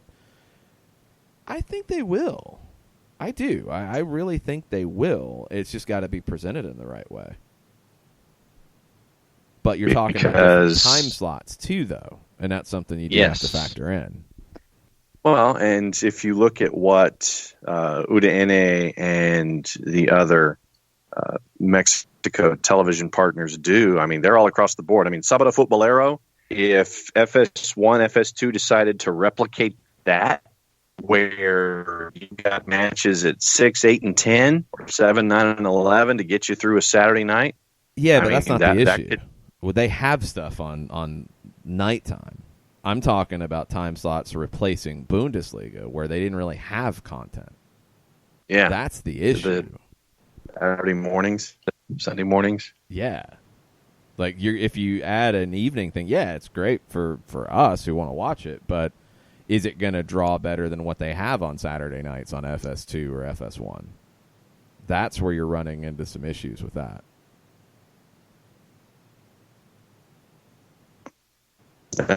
This is the interesting play now. Now that ESPN, what doesn't ESPN Plus have? I think is the question. Well, they don't have South America. They don't have anything with your Copa Libertadores, Sudamericana, any of your leagues in South America. I don't think they have anything out of South America or Central America, CONCACAF region. They don't have any of that. They, in Europe, don't have Spain. They don't have... what do they not have? They don't have Germany right now. They don't have Scotland. They don't have... what other major... Portugal? Do they have Portugal? I don't think they do. No, haven't seen any. But then, does FS1, FS2 Fox go after the beIN Sports properties that are in this hemisphere, if not the other things but that they have? Valuable to Fox? I don't think so. That's the question. Like, Fox isn't beIN. I mean, and that's where ESPN Plus is such a behemoth here, because ESPN Plus can go get big properties like the FA Cup, like Serie A, like the Bundesliga, like La Liga if they want to. But they can also then gobble up the smaller ones too that beIN and Gold TV used to grab easily, because nobody really cared about, Portugal or Turkey or AFCON, whatever. Yeah. Talking Europe first. Yeah. They didn't really, that wasn't a big deal. So your beINs and your goals could get all that tonnage and grab those for next to nothing because you're putting them on the United States. Cool. But ESPN Plus now can grab those because they're not limited by anything. They're not limited by time slots. They can throw all the 10 o'clock games up at the same time from Serie A. They don't care. So it's a different world now. I don't think Fox has that. They don't want the beIN properties outside of La Liga. That's the only one. And for a Fox, you're buying that for Real Madrid, for Barcelona, and some Atletico Madrid. That's it.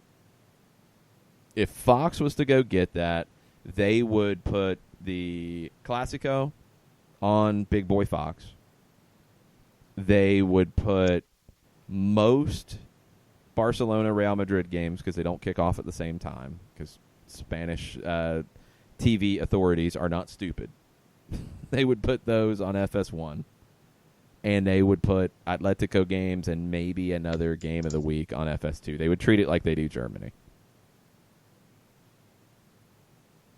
But outside of La Liga, there's not another property that Fox would, I think, want. I mean, Champions League, different conversation. But domestic league, I don't think there's another one that they would do anything with. Yeah. El Clásico would do better for them than I think the big German games have. I think they would. Agreed. Anyway. So for Fox, to put El Clásico on Fox, yeah, absolutely. It's worth what they would spend on it. Beyond that, I just don't think there's anything else. Fox wouldn't care about grabbing up Portugal or Turkey or, the Dutch league is on ESPN Plus. I think Sweden's on ESPN Plus. Russia, is that on ESPN Plus now? I think so. No, not yet. No, Russia and Ukraine are not. Okay. I mean, but do they need to be? If ESPN Plus wants to throw a little bit of cash or whatever, I guess, but nobody else would want. Yeah. There's nobody else. There's no other league that Fox would want. I mean, Scotland you wouldn't want. There's nothing. I mean, you'd want to. For me, you broadcast Old Firm and that's it. But you don't want the rest of it. And nope. There's nothing else there for Fox. I'm shocked that they would allow themselves to be outbid unless ESPN just said, you know what, we're not going to let Fox have this. Whatever they're going to give you, we're going to give you that plus more. All the digital platform plus the over-the-air platform, all that kind of stuff. Daniel Price is like us. I don't know what Fox is doing, losing the war with ESPN. I think Fox is wanting too much money in a lot of its deals. Yeah, I don't know. I mean, Chaz chimes in and says, I love my ESPN Plus subscription. More soccer than I can possibly watch. Wish they would pick up UEFA Champions League and get it away from TBS. That was awful coverage. TNT. I don't think Turner really... I don't think they realized everything they could do with it. And it just felt kind of meh. They can do so much more, and hopefully they do in the second year. Hopefully they learn some things from the first year. That could be a really cool property for them. I don't know what else is out there for Fox. Mexico would be the one, but you do have to worry about the time slots a little bit. There's nothing else in Europe. I mean, there's things like Champions League and Libertadores and Sudamericana, and then things like the Euros and AFCON and Gold Cup and all of that. Like, those are a different conversation. Like, week-to-week league play, there's no other property for Fox to get. La Liga would be the one, and if they lose Germany, they have to put everything into La Liga, and they could do really well with that. Outside of that, there's nothing else that they would need or want. And it's just going to be more reruns of things on FS2 in the mornings on weekends, and then you're going to have to fill some FS1 content with something. So the programming wheel begins all over again. Yeah, it's going to be interesting. I mean, Fox is going to have to put something on the air in these situations. I don't know what, because there's not live sports going on at those times. I don't know what else they're going to pull. So we shall see.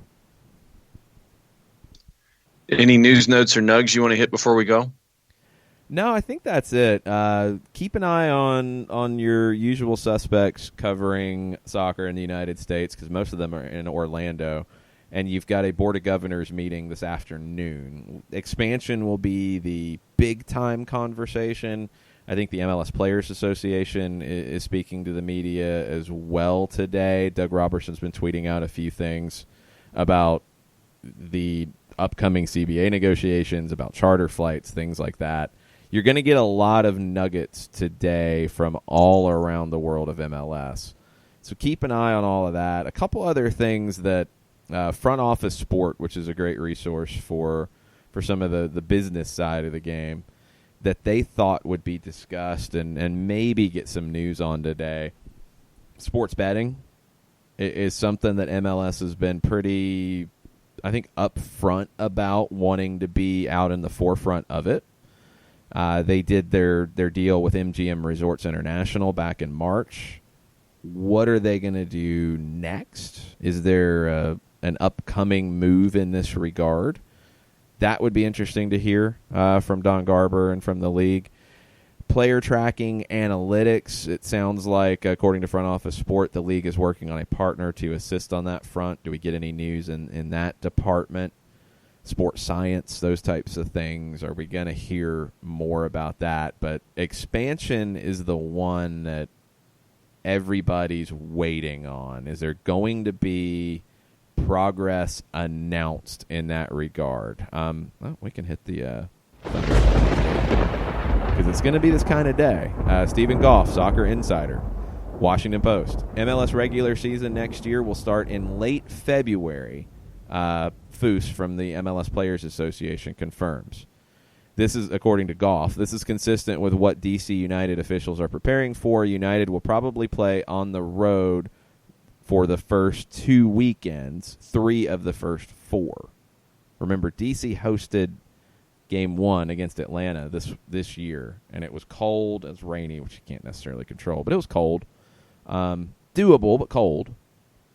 they're going to have to get creative with the scheduling. And if they're going to start in late February, you're going to have your Minnesotas, Montreals, Torontos, New Englands on the road early on. It's just how it's going to be. Chicago. So who's going to host those games? California, Atlanta, Miami, Orlando.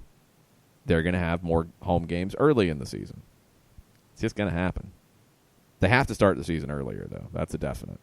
So you're going to get lots of nuggets like that. So make sure you're following Stephen Goff, Soccer Insider on Twitter, Jeff Carlisle from ESPN, all of our usual friends. Doug Robertson is down in Orlando. Felipe Cardenas is in Orlando as well. I'm sure both of them will be tweeting quite a bit today. Lots of things coming out of the Board of Governors, lots of things coming out of the All-Star game. Keep an eye on all of it. We'll recap it for you tomorrow. We will have stoppage time over at the 92.9 The Game studios at 2 o'clock today. Facebook.com/929 The Game. For us, we'll be back at 9 o'clock tomorrow morning. Thanks, everybody, for listening. Thanks for all the questions. Keep sending us your MLS legends and your futsal players that should be involved in a Legends futsal game as part of the All-Star Week. That would be a cool thing. I hope that MLS can continue to expand the fun quotient of their All-Star presentation. Definitely needs it. Thanks, everybody. Mucha plata, y'all. Mucha plata.